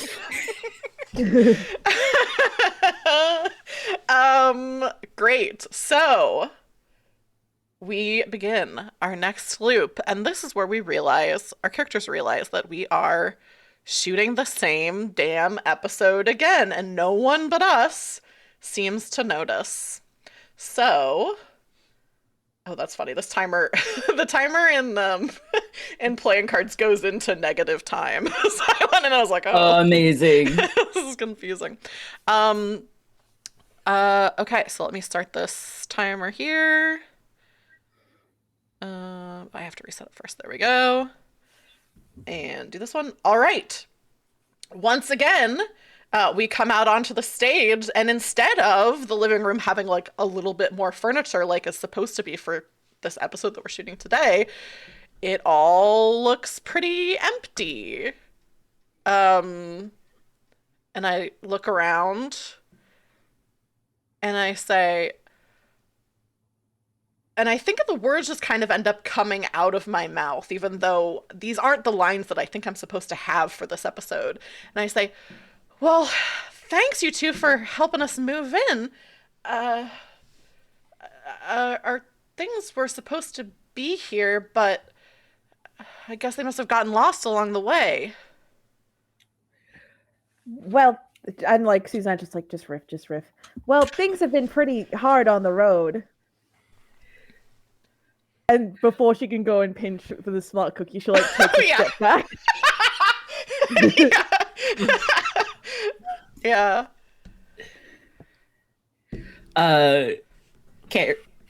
Carrie will come over to Dean and just like, Mrs. Green, Miss Green, where would you like this box to go?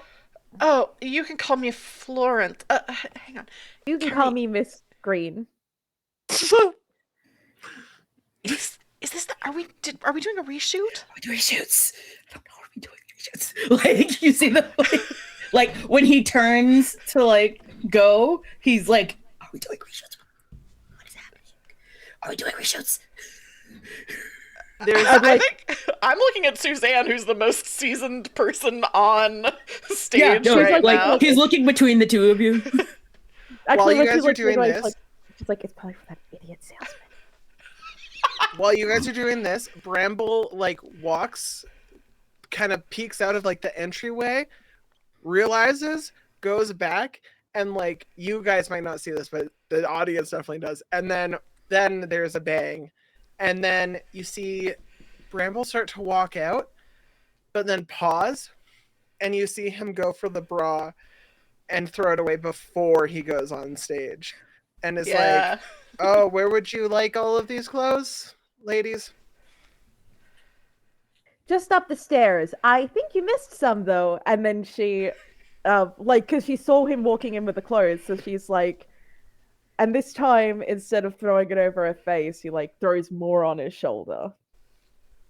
I will get these put away for you, dear. And as he's walking by, he kind of like covers his face, and he's like, "What's going on? I don't know what's happening. I know you're doing episode 2." Lead the way, Doc. And you see Dean like following Doc up the stairs. Amazing.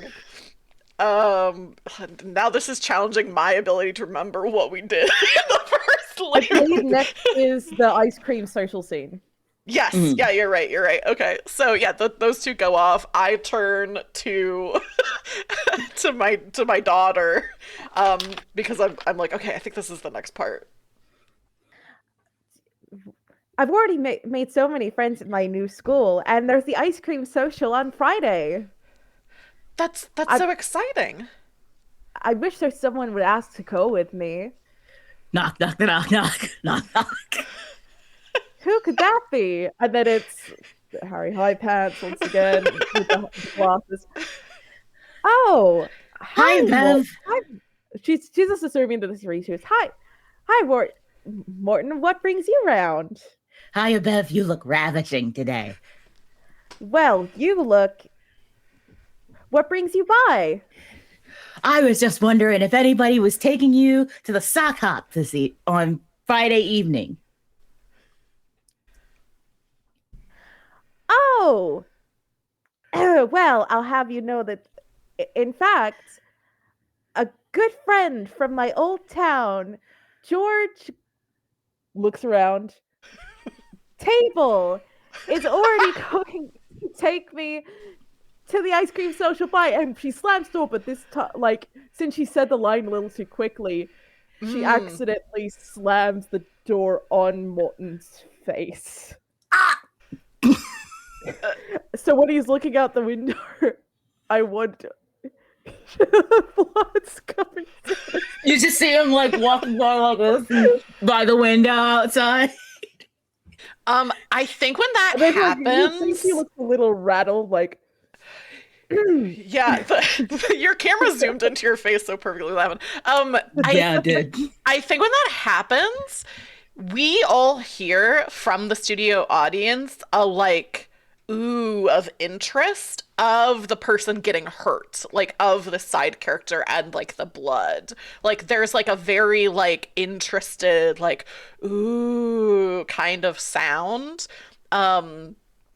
And I think if any of us do look out at the live studio audience, there's like, instead of being able to see people's faces, kind of, it's like we can see eyes watching us, but we Like, don't really.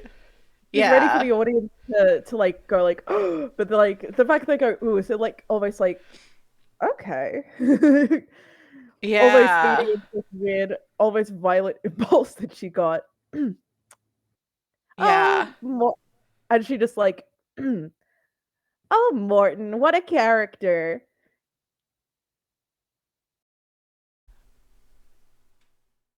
And she like clears her throat like Cygnus Uh, like yeah. Honey, I don't think that you haven't told me about any George Table. well, why don't we table that conversation for later?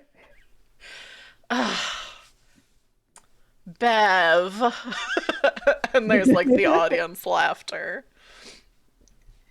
Hanging in her Um, eyes. yeah. Perfect, yeah. The audience laugh. What was next I think was the conversation between the two Yeah. the dudes. They're drinking, Yeah. and I feel like Carrie hesitates a little bit, like he's like looking at the audience and he's like drinking a little too much for like the opening of the scene. Mm-hmm. And you seem kind of so Doc, you gotta tell me, do you think Mrs. Green is interested in entertaining at all? Well, I imagine not at the moment. She's missing a bunch of her stuff. She doesn't even have a couch. No, I mean like a new gentleman. I believe there was mention that Mr. Green is no longer in the picture. Oh yes, he's just passed. He passed. Yes, I imagine she would be lonely. He like takes like a good like not doing like very frazzled. Yes, I imagine she would I believe she's mentioned being interested in a new having a new beau, if you will. So I I see. imagine So what interests do you think she might have? I would like to get something to impress her. Oh, well, she spends quite a lot of time in the laundry room. She cooks a lot. I think she loves to cook. Or Uh, maybe she has to. I'm not quite sure which. you're sure that's not too forward, Doc? No. I mean, I believe women like when you meet them in their interests. He salutes with the I'm glass and takes another pull. yeah, perhaps if you had a stain, she could help you with that. That's not a bad idea at all, Doc. He'll like clink his glass against yours. What is that? The camera lingers on them just a little bit too long. Yeah. They just kind of like look at each other and just. I think the other thing too is like obviously since this is like shooting an episode of a TV show, like when we're kind of going like what's going on, I think anytime we're looking at like the directors or the camera operators, they just seem like kind of pissed off that we're like off our game. Like no one other than the four of us are acknowledging that this is happening, and no one is saying like this is reshoots. But like when we're going backstage to like, you know, like obviously Doc, when he comes in with like all the clothes on him, like there's a prop person who's doing that. Like there's stuff going on around us, and all of that, like everyone is just acting like this is the first time we're shooting the episode. I feel like when the clothes are being put on Doc, I think he did kind of go like, "Oh, this again," and just got like a weird look, like not really like an answer, but just a weird like, Mm-hmm. "What do you mean again?" kind of look. Yeah.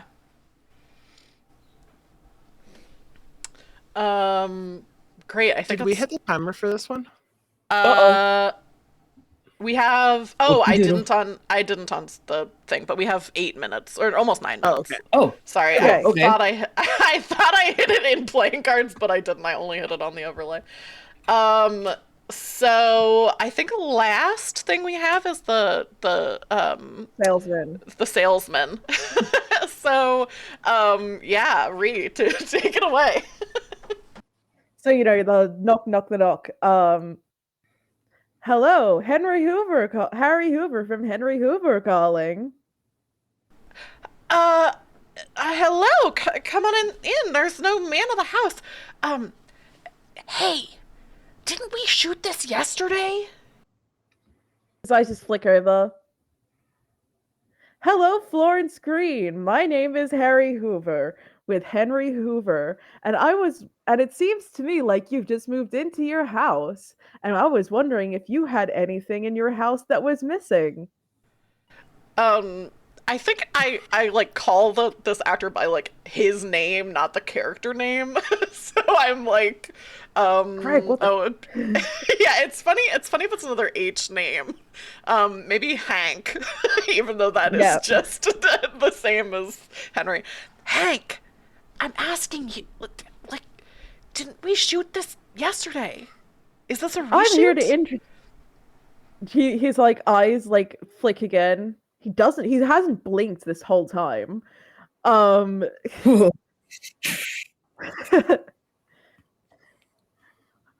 me show you all the extensions of the Henry Hoover, our newest design. And he like sort of goes through all the extensions. With all these extensions, it'll make cleaning on shag carpet or hardwood flooring an absolute snap. An absolute like snap, and then his like head snaps over to Florence. Yeah, I think. I'm really tempted to do a move here. I don't know if I should try to enlist the side character to help, but that feels like it would make sense, but I kind of feel like it's creepier if I do the entertaining the audience move. Because if this goes wrong, it's really violent. So what would I be doing? I think what I try to do is like an impromptu like dance sequence or something. Like I'm kind of like, okay, maybe like I'm supposed to be like flirting with this guy, like maybe I could like take the vacuum like between us and do like a kind of like dance sort of thing. Because I'm kind of like, I don't really know what's happening. So I'm gonna roll 2d6. Oh, and I got a 10. So that's bad. Kind of. This is in response to the dance. Yeah. Oh, yeah. So on a 10 to 11, they pull it off perfectly. Draw a new technical difficulty. Everything I do, I just add more technical difficulties. Well, for this one, it's everyone is drawing a new technical difficulty. Oh wait, no. No, they're No. so You're for right. people watching, the entertaining the audience role is a way to help us boost our ability to interact with the technical difficulties. So we roll 2d6. On a 10 to 12, we pull it off perfectly, but we draw a new technical difficulty. So it's kind of the results are reversed. You kind of don't want to do well. On a 7 to 9, you break character, the actor shining through instead of the sitcom character they're playing. The live studio audience isn't entertained by that. Take a -1 to your next technical difficulty roll. And on a 1 to 6, you really screw up to the point of near serious injury or death, and the live studio audience loves it. Gain a +1 to your next technical difficulty roll. So I rolled well, but that's actually kind of bad for us. So I think maybe this technical difficulty is going to have to do with the salesman, which makes sense. Which I drew Ace of Cups. Which Ace of Cups is like, I don't have to look this one up because I actually remember the aces. Ace of Cups is like an infusion or like a gift of like relationship kind of like ability. It's like a gift from the heavens of like being good with relationships. I think I'm gonna invert this though for this technical difficulty. I think this actor fucking hates me. I think His smile becomes a lot more like he's just like, what the fuck is she doing now? So like he's almost stunned watching her do this fucking dance, and it's just like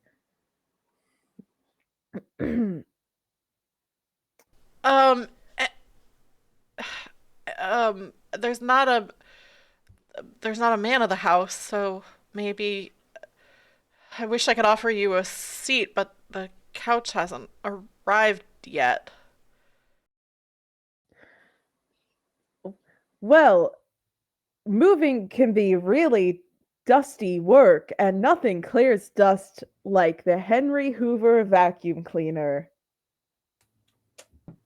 I'd love to see it in action. Okay, and then he starts flirtatiously, like, you know, doing the little bend and snap stuff, but like he keeps glaring back at Mildred. Throwing it back, but looking over your shoulder menacingly. it's really horrible. That's a awful combination. And I think I'm just kind of like at a loss of what to do, because I'm like, I know we did this already. Like, I know we already did this, and everyone's acting like we didn't. And so I look out the window where I know that Carrie is like supposed to make an entrance, and I'm looking over and just like desperation in my eyes of like, I'm going insane. Yeah, and he's like walking up with the shirt and the pen in his pocket, and he's like looking in, and he notices that you're not like blocked correctly. So he opens the door. She's like, Mrs. Green, thank goodness you're here. This man just broke into my home and threatened me with a vacuum cleaner. And like he just looks up like, the fuck you, like, and he like immediately breaks like, Mildred, this wasn't in the fucking script. I don't know what's going on anymore. You don't remember us doing this yesterday? What do you mean? What the hell do you mean? What the hell do you mean we don't do this yesterday? God, what are you, an amateur? this is definitely a reshoot. I think People are like crazy. Bramble's also there, like off stage. We're also there being like, yeah, we literally did this all yesterday. We've done this. He like looks at the We director shot like, this. these people are. He like looks at the director like, these people are insane. Okay, everybody. It looks There like is it's your name another. in the title cards. Sorry, Well, I Suzanne just, like, stepped on your line. Did you just curse on live TV? I think the director like is like, cut. All right, guys, let's check for a gas leak in the studio. This is shaping up to be like my last sitcom. Everybody take 5. Bramble walks like on stage to you guys. Just Mm-hmm. a gas leak. So this isn't a reshoot. They think And we're Suzanne insane. is like, I thought I was for the idiot salesman. Oh yes, the shooting yesterday was terrible on his end. It was flat. Does that man blink? Horrible. I didn't think he was human until just now when he said fuck on live TV. I didn't even know he had a name. This is very disconcerting. Sorry, was I allowed to say fuck? No. On the stream, yes. Oh, On television, no. No, sorry, that was an in-character response. No, On the stream, I was like, on the stream, yes, you can. On swear. stream, we're clear. That's so funny. Okay, I think Go this into time, mob because mode. that was 20 minutes. So I think this time mid us conversation, I know this is a GMless game, but sometimes I just get ideas and chip You're allowed in. to have ideas as a player. But I No fucks. I think it would be cool if this time, instead of it's like, oh, we go home and then the next day we come in, I think this time it's more disconcerting. So it's like something is up where like we're in the middle of talking to each other and then all of a sudden all of us are in our starting places for the start of like this pilot episode. Like wherever our entrance points are, like we are just suddenly there in those costumes, because I imagine like some of us have costume changes and things like that. Does anyone else have like things they want to chip in to like add to the disconcertion? Or I feel like behind the scenes, like Carrie's starting to like tweak a little bit, to the degree that like when the moment happens where like Mildred's coming in and her boyfriend's following her, he just walks up to her boyfriend. Not today. I don't know what this is about, but not today. Suzanne, Who do like, you think you are? I'm here with my girlfriend. Bobby, just go sit in the audience. You're not even supposed to be here. Do you work on this set? No. Are you staff on this set? No. get out. You are get going out? to ruin Seriously. the opportunity for your beloved girlfriend if anyone catches you here. Mildred, do you see how he's talking to me? Go ahead and get the fuck out. I see how he's talking to you. Yeah. Yeah, get Yeah, Bobby, go sit down. We're going to talk about this. And then he grabs a sandwich and Of goes course. and sits down. Like, I think this time next time she sees Brambles, like, if you have whiskey, you better bring it. You better have brought a glass for me. I brought the whole bottle and 4 glasses and just go and say, what the fuck is happening? Places, Excuse my everyone, language, places. ladies. He like pulls it out. Like, Auntie. just... Like knocks back a shot. I feel like Carrie's in on it at this point. Just like, Yeah. I brought glasses for all of you. I decline at this point, but maybe. And this time she has forgotten to draw in her freckles. oh, I love that. All right. New time loop. I'll remember to actually do it in the playing card thing. So we did that. We did this. And starting now. Well, thanks you guys for helping move in. I guess our stuff isn't here yet. Well, you know how difficult things have been on the road. You're a smart cookie, and I like go to Watch pinch the it. hand away immediately. it's no problem at all, Mrs. Green. Miss Green. Where does this go? You can call me Florence. You can call me Miss Green. Duly noted. Bramble's just like, I have some of your clothes. Where do you want them? I think this time she once again dumps it in front of his face and on his shoulder. He Just like these last items. he like shrugs them off and is just like, sure, and like walks upstairs. Wait for me, yes. Duck. Yeah. Question, I think. Mm-hmm. Is anyone going to do anything this time to try to deal with any of our technical difficulties as a move? So as a reminder, we do have the moves to resolve technical difficulties. When a cast member is directly dealing with a technical difficulty, which right now we have, the furniture hasn't come yet. I think I'm being wooed by this salesman. We have the studio mandate of no kissing. And then we also have Florence's exes, or I guess Mildred's exes. Mildred's exes in the audience. And then salesman hates us. Are our technical difficulties. So we have 5 if we want to get out of this time loop. Is anyone doing anything to address our first technical difficulty of the furniture hasn't Um, arrived.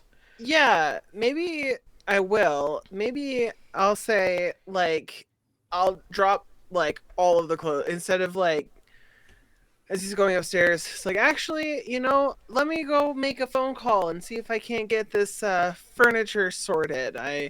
I'm sure um we just need to call and ask nicely. I'm positive, nice, strong, influence. And With the most goes. enthusiasm you've seen from Carrie all day. That sounds like a great idea, Doc. Oh, Carrie Doc, so to the handy. to the phone. Amazing. Microphone's my favorite thing.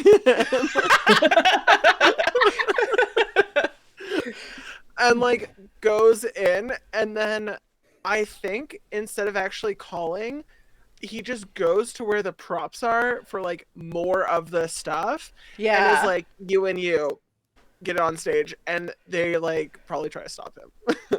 Yeah, go ahead and roll 2d6 and let's see how this goes. That's a 3. Oh. Okay, guys, I don't think we're getting out of this time loop. On a 1 to 6, something goes wrong, really wrong. Draw a card and add a new technical difficulty to play. Oh, I also forgot to mention this. I don't think this has happened yet, but if any of us roll doubles for technical difficulty, something weird and creepy happens. So if you do roll doubles, I did not roll doubles, unfortunately. I don't think we have it all yet, but we're using the complete deck for this one. yes, we are. Okay, what do we got? Show me what Ace you got. of I got Ace of Swords. Swords. Oh, that is intellect. It's like again, aces are like things being given to you. Oh, I think those are here. Let's put this Sorry, up here. I'm This is being where very these are. particular. Sorry, I just moved it because it was not with the other technical difficulties.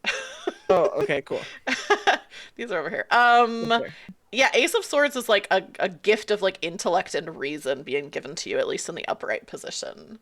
Is our new technical difficulty. Let me see if I can see what the opposites are.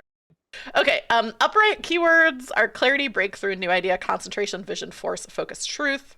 Reversed keywords are confusion, miscommunication, hostility, arguments, destruction, and brutality. Oh. And feel free to get into the horrific with this, since we're solidly, this is our third time loop, so. Ooh. Right. I kind of I like how horrifying the audience is. Mm-hmm. Like maybe the audience is like pissed that we're changing how it's like supposed to be. Ooh. And so like there's like a real animosity coming like from them that's like palpable. Maybe like some stuff gets thrown on stage from the audience, Yeah. like heckling type stuff. Yeah. What? I get hit by a tomato. Oh, I was gonna say, what is something that hints at something going on in Bramble's personal life that ends up on the stage here? Like something like kind of too personal. Oh. My last wife's, we recently divorced, and one of the like issues we had is that I'm like too stuck in the past where I'm like, oh, like I was this great radio person and now I have to do fucking television. And she's like, I can't. You live in the past, you're not moving forward. I don't want to do this anymore. And I think what gets thrown is her like scarf that she would like wear a lot, with like a very like specific pattern, and like even like her like perfume like kind of wafting from it. So it's just like deeply like really symbolizing where Bramble is in his life. And like that implication like with you, like with your exes being there, and then this thing of like my ex, and it's just this like horrifying, like really just all of the like inadequacies just come like flying back to him with this. Yeah. I like that. I think maybe because at this point we've gone off script, I like the idea that maybe the Poindexter enters early, even though Beverly hasn't said her lines about that yet. So She's like, who's that? She's like, who's that? Like genuinely surprised, and opens the He door. busts in like Urkel style, just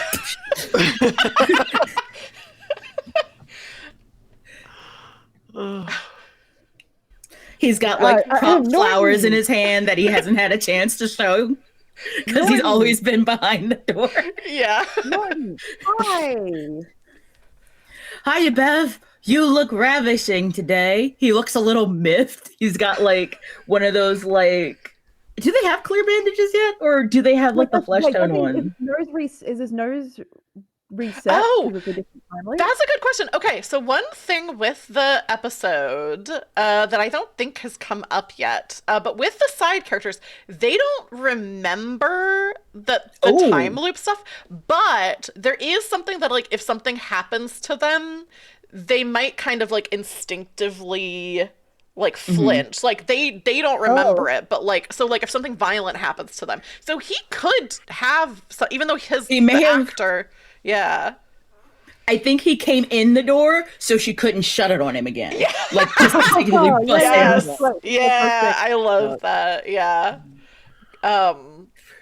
You look what brings you by? I was wondering if you had anybody to escort you to the sock hop this Friday night. I'm gonna roll to entertain the audience. Yes. Ooh. Great. That's a 1. Oh, that's a 5. Okay.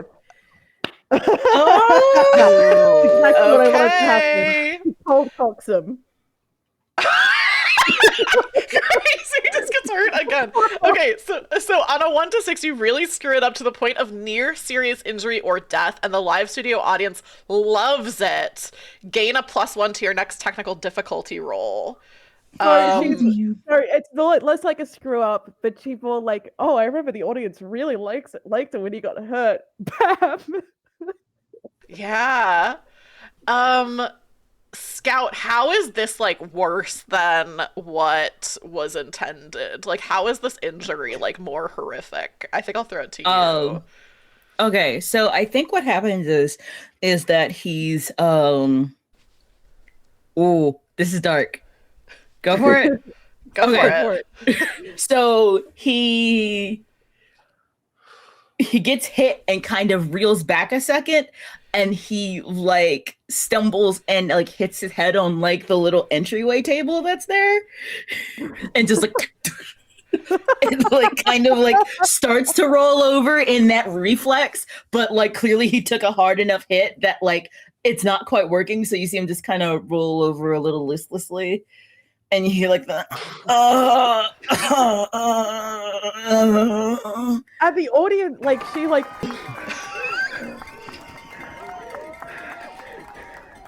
like starts smiling. It's clear that she's just really hungry for the applause. I feel like Carrie off stage is like, what the fuck? like Bramble turns at this and is like, Jesus Christ. What, okay, Bev, you really should be nicer to your suitors, even if you don't really like them that much. And I'm gonna, like, get down and try to, like, tend to this actor, but still, like, I don't know what's happening. The audience is really liking this. Like, I'll be fine. What the fuck? Susie.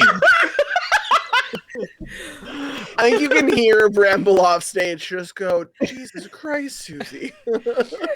I feel like him and Carrie look at each other like, shit. Oh my god. I think I, like, try to pull him off stage, like, out of, like, the door that he came through to, like, make room for the next scene. I feel like Carrie runs up and, like, off camera, like, tries to help her get him away from the door. What the fuck is happening? I don't fucking know. And she's like, you know, she slams the door and it just It's clear that she is just soaking in the feral applause of the audience. Ooh, Ooh. scary. Realizes none of this matters and is enjoying it a little too much. I think to like kind of throw it off of just like, oh, we need to stop filming. We need, what are we doing? So I think like Bramble like kind of panics and then just goes up and just kisses Mildred. You're like related to me. In the show, not in real life. Yeah. But like, but we're totally, like, off a big... stage, right? Oh, are we? If we're off Do you stage, want- then I don't kiss you. Okay, no. I can be on stage. Maybe I'm like partially like it's like I'm like kind of behind the door because I think that's To like I think try that's to really get them fun. to just like a big like knowing the studio mandate is no kissing, to be like, all right, Yeah. Okay. Like, Are you dealing you're with the too young. technical? You're a man. Yeah. So is this a technical difficulty roll or is this a entertaining the audience roll? I'm not sure. Like, it's the studio mandate of no kissing, which I Like, think everyone- is a technical difficulty. It is. So Yeah. then I'll do a technical difficulty. All Everyone's right. panicking, and she's just like, "What? What? We're having fun! Are we having fun, We're everybody?" not having fun, Bev or Susie, whatever your name is. Again. Oh, okay. I got a 8. I can count. I know what evens are. I got an 8. Okay. On assumption you deal Ooh. with the technical difficulty for now, it'll reemerge in future reruns. Oh no. I think there's definitely a like cut, like reset, like the director's like freaking out, I think. Yeah. And Which is what I was going for. yeah. And I think Mildred looks at you and is like, Bramble, God, I need a cigarette. I think I might need a cigarette too. I think at that point he like pulls back in like a very like he's like a very like generally like standoffish, like kind of like not cold but far from warm kind of guy, and he goes, Mildred, you have to break up with your boyfriend, and then just walks away to get some like to just like pour. Like at one point he's pouring and he just stops and then just starts drinking from the bottle. Take it to the head. I don't care. I think I'm gonna pull aside because we're solidly like not following the script at all anymore. So I think I pull aside the salesman actor, and I'm gonna try to deal with this technical difficulty. What? Let's go. All right, let's Momentum. see. Momentum. Okay, I got a 10. He is a totally Okay, different. could Like, be he worse. is canonically not American. So she's like, "What? What do you want?" Okay, so that's I've dealt with the technical difficulty. Yeah, boy. On a 10 plus, I've dealt with the technical difficulty so decisively it's cleared for all future reruns. Discard this technical difficulty tarot card. Update the story outline. Okay. So I think I just go up to the the actor and I say, I'm really sorry about everything. I'm new here. I've never been on a TV show like this before, and well, I guess it's just all kind of going to my head. I'm new too. I'm just a sales representative for this goddamn vacuum company. I'm freaking out. I don't know what I'm doing. I'm not an actor. I don't even think my accent's that convincing. I'm not even from America. I think you're just doing. You Just see Carrie dandy. behind her go like, And I Are you say, sure? I think maybe I'm gonna try to talk to the director and see if we can get you in a future episode. Maybe I mean, What am I doing here? Like, I don't know. Like, am I supposed to be selling the vacuum? Like, they told me the higher ups at Henry River said I should be just selling the vacuum. Just do the sale. well, would you like a little advice from a fellow actor?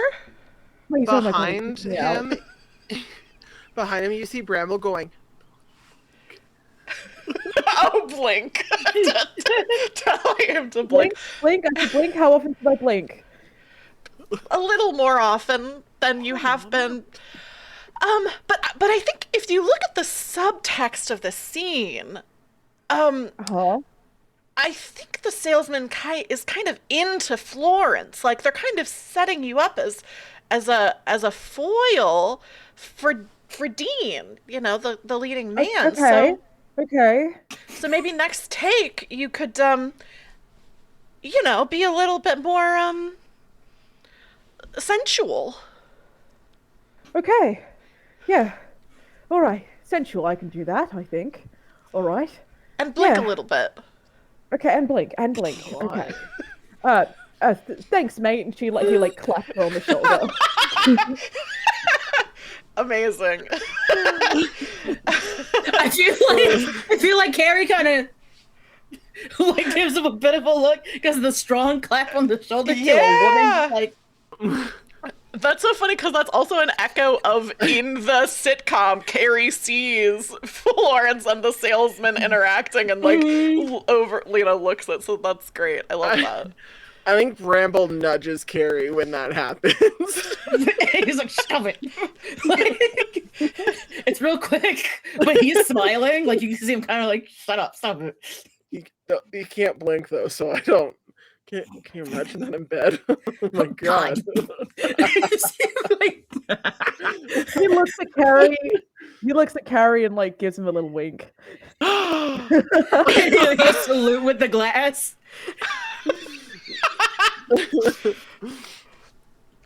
This is amazing. Bramble nudges him again, as if he didn't notice. Yeah. I feel like Suzette is still coming down from. He's a 10 but doesn't blink. It's like like smirk. Hey, you all right over there, Chimp? You got a little just things got a little hairy out there. It's fine. We're fine. He's fine. Morton's not moving. No, Morton has head trauma. No, I think the medics got him. What medics? This is the 1950s. I think they had some medics. There's got to be like a studio nurse or something. There you go. The studio nurse has him. You gotta give the audience what they want. So you almost kill a man?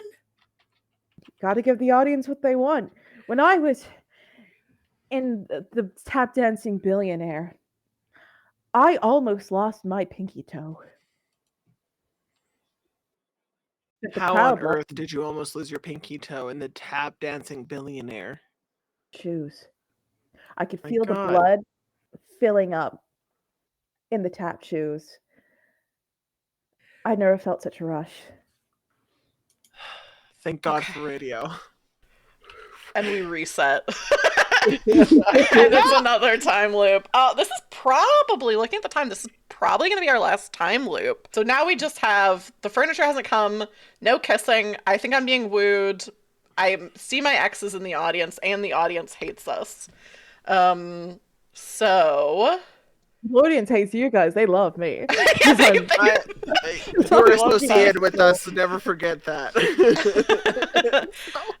I think at the beginning of the show, Bramble does not come in with alcohol. Bramble goes straight into where you all are and is like, we're moving that fucking furniture. Come on. Incredible. Okay, I'm going to start the timer, and I think Bramble, immediately, you should do a technical difficulty roll to get that started. Please God. I got a 4 and I got doubles. Oh, okay. Oh! So, great. We're showing off everything. Rolling doubles. If you don't clear... hang on, I'm going to pause this for a second. If you don't clear... the technical difficulty and roll doubles, which is what just happened, you invert the tarot card and reinterpret it to be uncomfortably relevant to an actor's life. If we roll doubles again on this, it reverts to its original form, and only the cast member who originally inverted it remembers the inverted version. Great. Oof. So another aspect of Bramble's real life shows up here. God, poor guy. Woof. Okay, so I got an was that 8 of... Oh, it inverts the original. So we don't get a new technical difficulty. I don't... Oh, right. I think it was the 6 of Swords was this technical 6 of Swords? Oh, okay. The 6 of Swords. Oh, this is actually pretty great. Reverse keywords of Six of Swords is stuck in past, returning to trouble, running away from problems, and trapped. Yeah. I I feel like to kind of like flip that, I feel like to lean into like the trapped part, Mhm. I think his agent shows up. Ooh. And his Or agent maybe is his like, agent just like, he doesn't even what are show you up, he just doing? appears. Sorry, Ree? And I don't Ariana? think he shows up, I think he just appears. Yeah. Very unsettling. And is He's been there like, the whole time. oh no, my agent is Sam Reich. Or Robert Reich, because he was also there. True. He's been here the whole time. Yeah. Sam is actually an undying vampire, as we all know. Yes. Yeah. And has been there the whole time. Mhm. So I think his agent shows up while he's like trying to get us all to like move the furniture to be, and like has the script to know that like we're not doing it right, and is very like, I got you this, you need to keep this fucking job. Ooh, so the complication is turned into your agent is here. Or the technical Yeah. difficulty, I should say. Yeah. I love that. Okay. I think I'm going to take to heart Beverly's, or I guess not, not Beverly's, Suzanne's advice, yeah, of like they want blood, or like give the audience what they want. And so I think as soon as we're on stage, and Dean is next to me, I remember like, oh, the audience liked it when I got kissed. So I think I just like whisper something in Dean's ear, and I just say, I want to try something. Yeah. And as soon as you say yeah, I just say, thanks for helping me move in, and just like lean in for a kiss. And he very like politely pulls back and he grabs your hand and he kisses your knuckles. It was a pleasure to help you. A kiss is still a kiss. I'm gonna try to deal with the technical difficulty, I think. Okay. Of the audience mandate. Wow, real subtle, Carrie. Okay. Damn it all. It is not an open mouth on the lips kiss. He's hoping they'll get away with it. I totally failed. God damn it! I need to stop rolling. Nice. We're not winning this, guy. We're not getting out of this time loop, guys. This is gonna be the true horror. It's okay. Suzanne's having fun. She's having a great time realizing you can just do violence and it doesn't matter. Yeah. Okay. Guys, help me. I want to lean into the horror with this. So what is something horrific that happens here? Because I'm drawing a blank. Her shitty boyfriend was so angry, like violently pissed off that he is scared to kiss another guy. Yeah. Even though Yeah. she's no kissing. Yeah. I Like the look on his think- face is like intensely distressing. Yeah. I think maybe he does something. I think he sabotages the set. I think that's the technical difficulty. Is Oh, Lord. like maybe like, I mean, the classic trope is like a light falls on someone, but it could be like a electrical thing. Like there's like a wire that he messes with. I think that's a better visual. Like he like partially cuts into a wire that like goes across the stage. So there's a technical difficulty that like, and actually maybe what happens is Mildred. Oh, that doesn't make sense because this just happened. Yeah, I think we just see a live wire kind of sparking. Like we see the boyfriend come up and like cut a wire, and then we see like sparking backstage. Like, but I think it's the door. Oh no, I think it is the door that the Poindexter. What was his name? Nelson. I think it is the door that Nelson Morton? comes into. Morton. So poor Morton. I think something bad is gonna happen to him again. So that's the new technical difficulty. Our little dummy, car crash dummies. Mm-hmm. Yeah. Yeah. Okay, I've been talking a lot, so someone else do something. I think she goes like, I think she sort of goes like, okay. I've made so many friends at school. I mean, I really hope someone asks me the ice cream social on Friday. She keeps changing for the ice cream social to stock cop. She like sort of almost in anticipation, like waits for the nerd to come in. I feel like this time he's like away from the door, like leaning in to like be seen in the window. Hey, Bev, are you in there? Who is it? It's Morton. I wanted to know if you wanted to go to the ice cream social on Friday. I think this time I'm gonna try and roll to get him on our side. Go for it. Ooh. What a wild swing from almost killing him. Oh, a 7. On a 7 tonight, you charm them and the live studio audience enough for them to help you out. However, they will not help you in future reruns. So yeah, what does that look like? She's talking directly to the actor or to the character? I think it's the actor is willing to help you, but you can be talking to the character. It's up to you. I think she's like, that's really sweet of you, Morton, but I'm afraid I only see you as a friend. Dude, this is really fucking freaky, dude. None of this is real. He kind of like looks and he goes, well, he like kind of looks around real quick and just, appreciate you letting me down easy, Bev. Friends? And he like puts his hand out for a handshake. Friends, and then like her hand sort of tightens around his and like looks at him like, and he like smiles and like gives like a fake like Genie Willikers shrug, which is like, I don't know, man, but I'm following your lead. Yeah. Feels the ghost of past horrific things happening to him. Basically. In this scene, yeah. Like, I'm gonna do whatever you tell me to do right now, so like, like, I am so scared of you. Oh, great news, everyone. It looks like the moving truck is outside. Morton, help us carry it in. Maybe you'll impress that lovely lady of yours. Sure, Mr. Doc.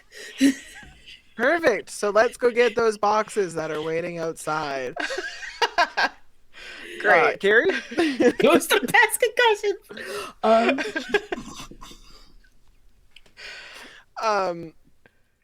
Can I try to fix the thing again? Yeah. Mm-hmm. This isn't going to go well. I got 11 to 4. Oh, no! Oh, we're gonna get horrifically named again. Okay, you get to add a new complication or a new technical difficulty. And describe how this goes horribly wrong. I mean, there is a live wire that we already set up, so that could be the impetus for something going wrong. Let's kill Morton. He's on our side. Only for this one time, I go to leave and I hit the wire. Yeah. And Oh my god. I don't survive. I was gonna say I think you have to die. I unfortunately have to die. I'm afraid I'm gonna have to kill this guy. Oh no! Yeah. Damn. Yeah, I think Mila, how does the audience react to this? Probably well.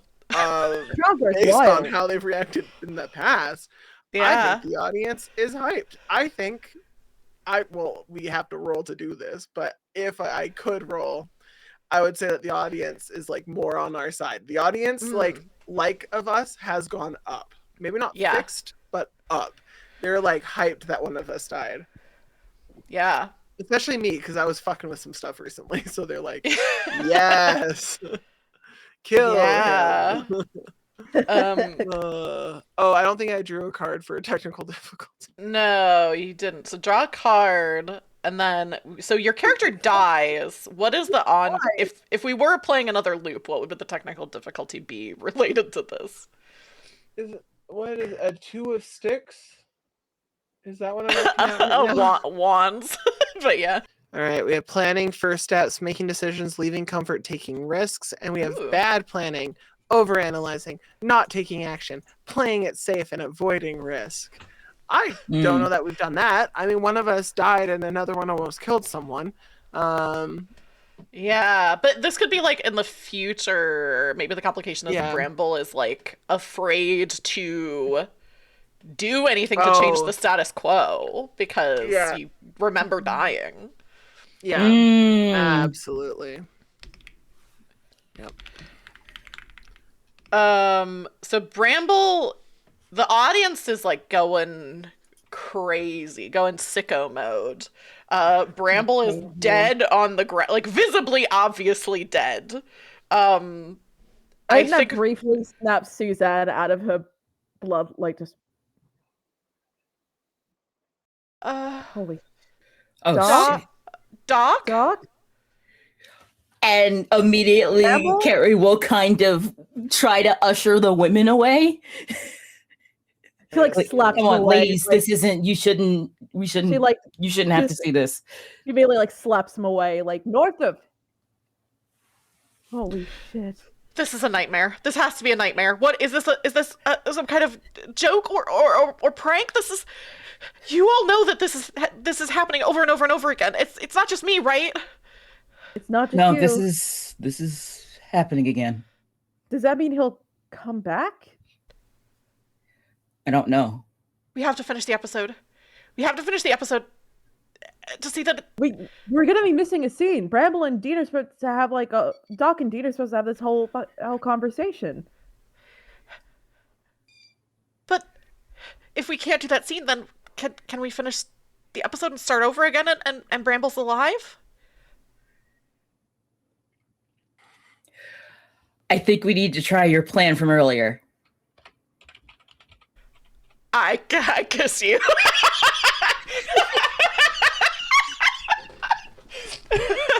I kiss you so, like, it is like the most it is like intense.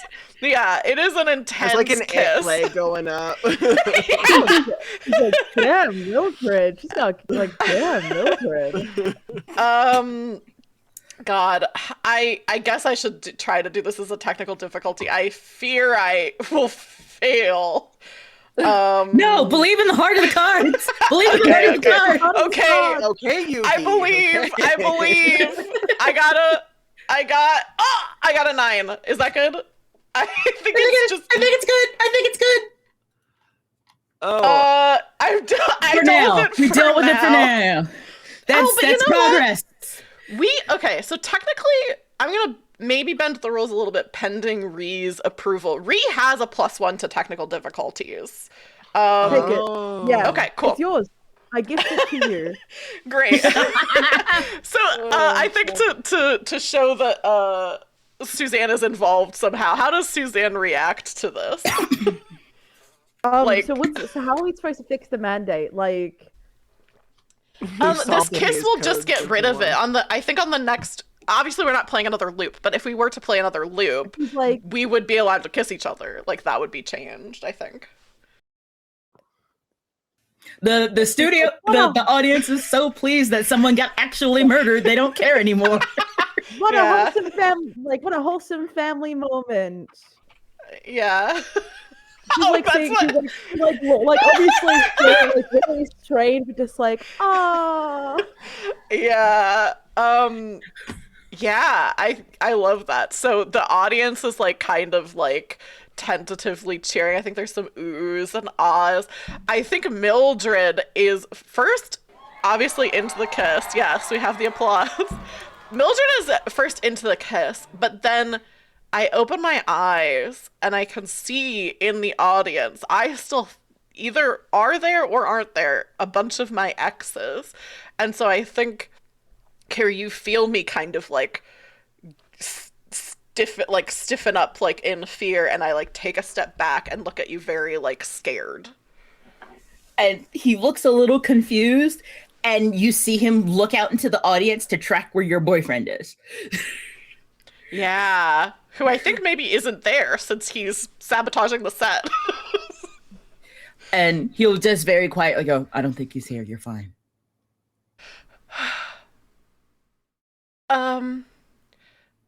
Thanks for such a warm welcome to the neighborhood, Dean. Always, Mrs. Green. Really? Lawrence. Yes, you can call me Florence.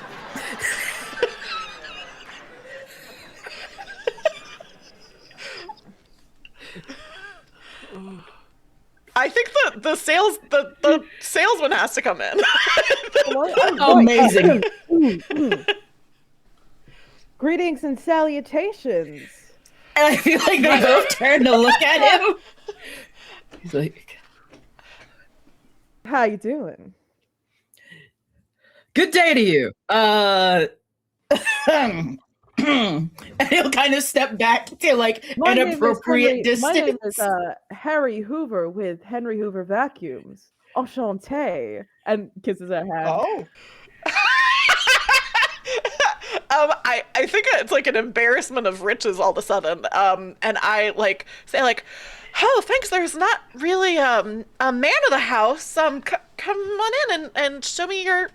Oh, I'd be vacuums. happy to temporarily fill that role. I'm just here selling some Henry Hoover vacuum cleaners. As you can see, Dean makes a nothing show of sucks like better. looking a little put out by that, just like, Nothing sucks better than a Henry Hoover, as you can see. Like, briefly glances at Carrie.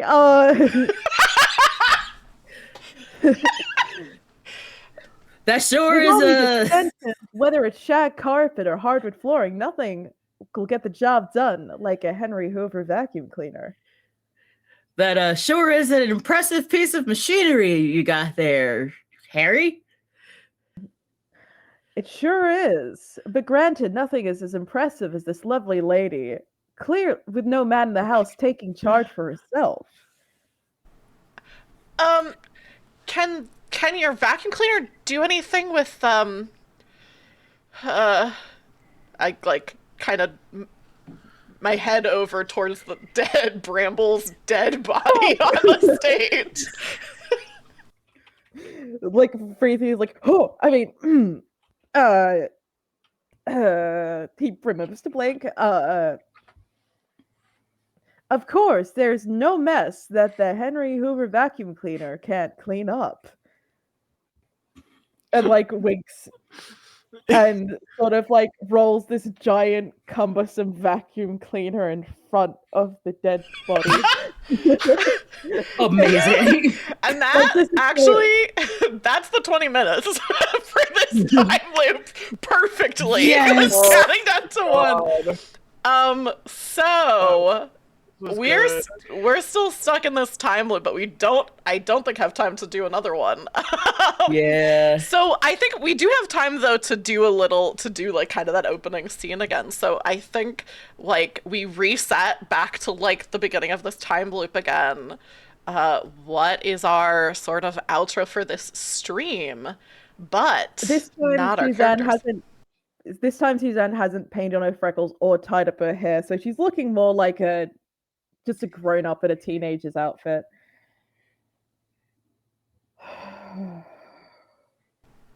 Carrie, I liked some of the changes we made last time. I don't know if you feel the same way.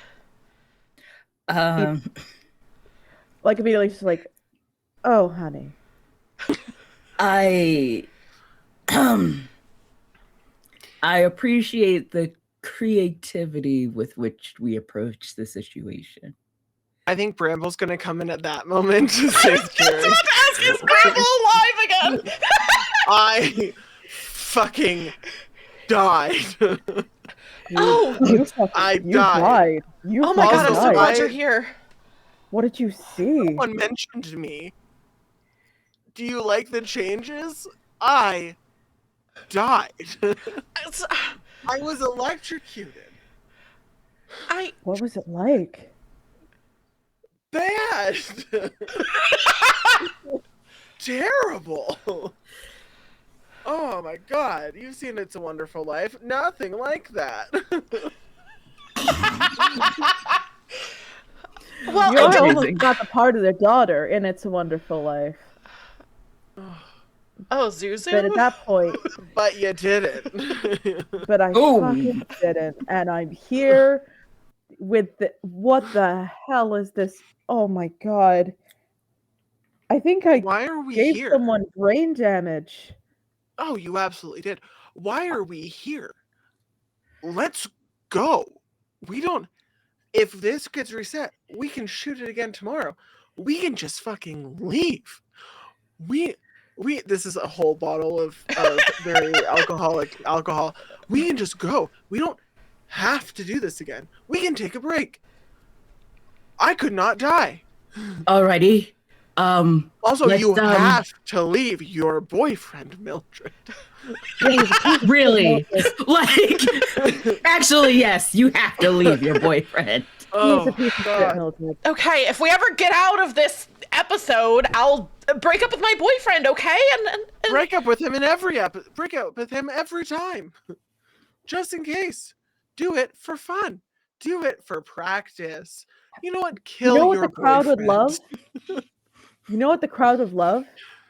If you killed your boyfriend. Oh my god. We should just go out and That kill seems a your little boyfriend. extreme. That seems a little extreme. Gotta I give am the I audience don't what they not- want, Carrie. I don't think so. I'm not gonna kill my There's boyfriend. got to be a better way. I will kill your boyfriend. No, let's just leave. Let's just leave. We haven't tried that yet. We've tried to just go along with whatever's happening. Maybe we should just leave. Maybe we should just walk out. Let's just go. Yeah, let's just go. Let's just go. Non-violent resolutions before more bloodthirstiness, please. No. So I'm not thirsty for blood. I just want comeuppance. And Fair. I would like, Yeah. you guys can feel me, but I think like we walk to like the studio doors and we open it up and it's just like a bright like light kind of like envelops us like as I we was leave. thinking TV static. Oh yeah. Oh, yeah. Yeah. I like that. Yeah, maybe there's like a bright light that hits us like stage lights, and then it just fades to TV static. Yeah. Mm. Like you see like all of our bodies like an old like 1950s like Twilight Zone like style special effects. Like first we are just static and then it like spreads out from there. Yeah. I like that. I love that. That's Well, great. everyone, that's pilot episode. This is very fun. Which if you enjoyed this, you can go back it now on Kickstarter. Click the link in chat right now to back this game and play it yourself. Because it's a lot of fun. And you can play it episodically. Yes, thank you. Thank you from the audience. Yeah, you can play it episodically. We played it in a one-shot for the stream. But if we were playing it ongoing, we could keep going from I would here. absolutely come back to this. This was I really would, good. yeah. I really did enjoy it. I'm not disappointed that we didn't finish it. I am disappointed that like just due to time constraints we have to stop. Beverly just I hit someone with a also- gun. I would also like to bring it back and just shout out like the Kickstarter. So there's like music involved in the Kickstarter. You actually get like a sense of like a sample of what the music was going to sound like. It's very reasonably priced for like quite a bit of stuff. So like it's 50 Australian dollars, which is 49 Canadian and like 30 something Aussie, American. Aussie, baby. Yeah. Yes. So there's a lot of different stuff you can get. It's very it's not shooting for the stars, which I really like appreciate. Like it's very reasonable. Yes. Sometimes, which I really like in a Kickstarter. Yes. Personally. And also support Australian nerd culture and game creators. We've got a lot of creative people here, including the person who made this amazing game. True. Yes. Shout out Australia. This is fantastic. Would highly recommend. It was very fun. This is a blast. I have not laughed so hard in a while when playing TTRPG. Yeah, this was great and very funny and scary, which I really liked. Well, Mila, you already shouted out the game, but before we totally leave for the stream, why don't you tell people what you have going on, where people can find you, all that good stuff. We'll go around and do some plugs. That sounds great. Hello, I have been Bramble and Claudius Doc Dick. Doc Dick is really a mouthful, huh? You can find me over on Blue Sky, just on social media in general. I also stream here on Twitch. I'm hoping to get back into it this year. I think I've been saying that for 2 years now, so we'll see how that goes. That happens. It does.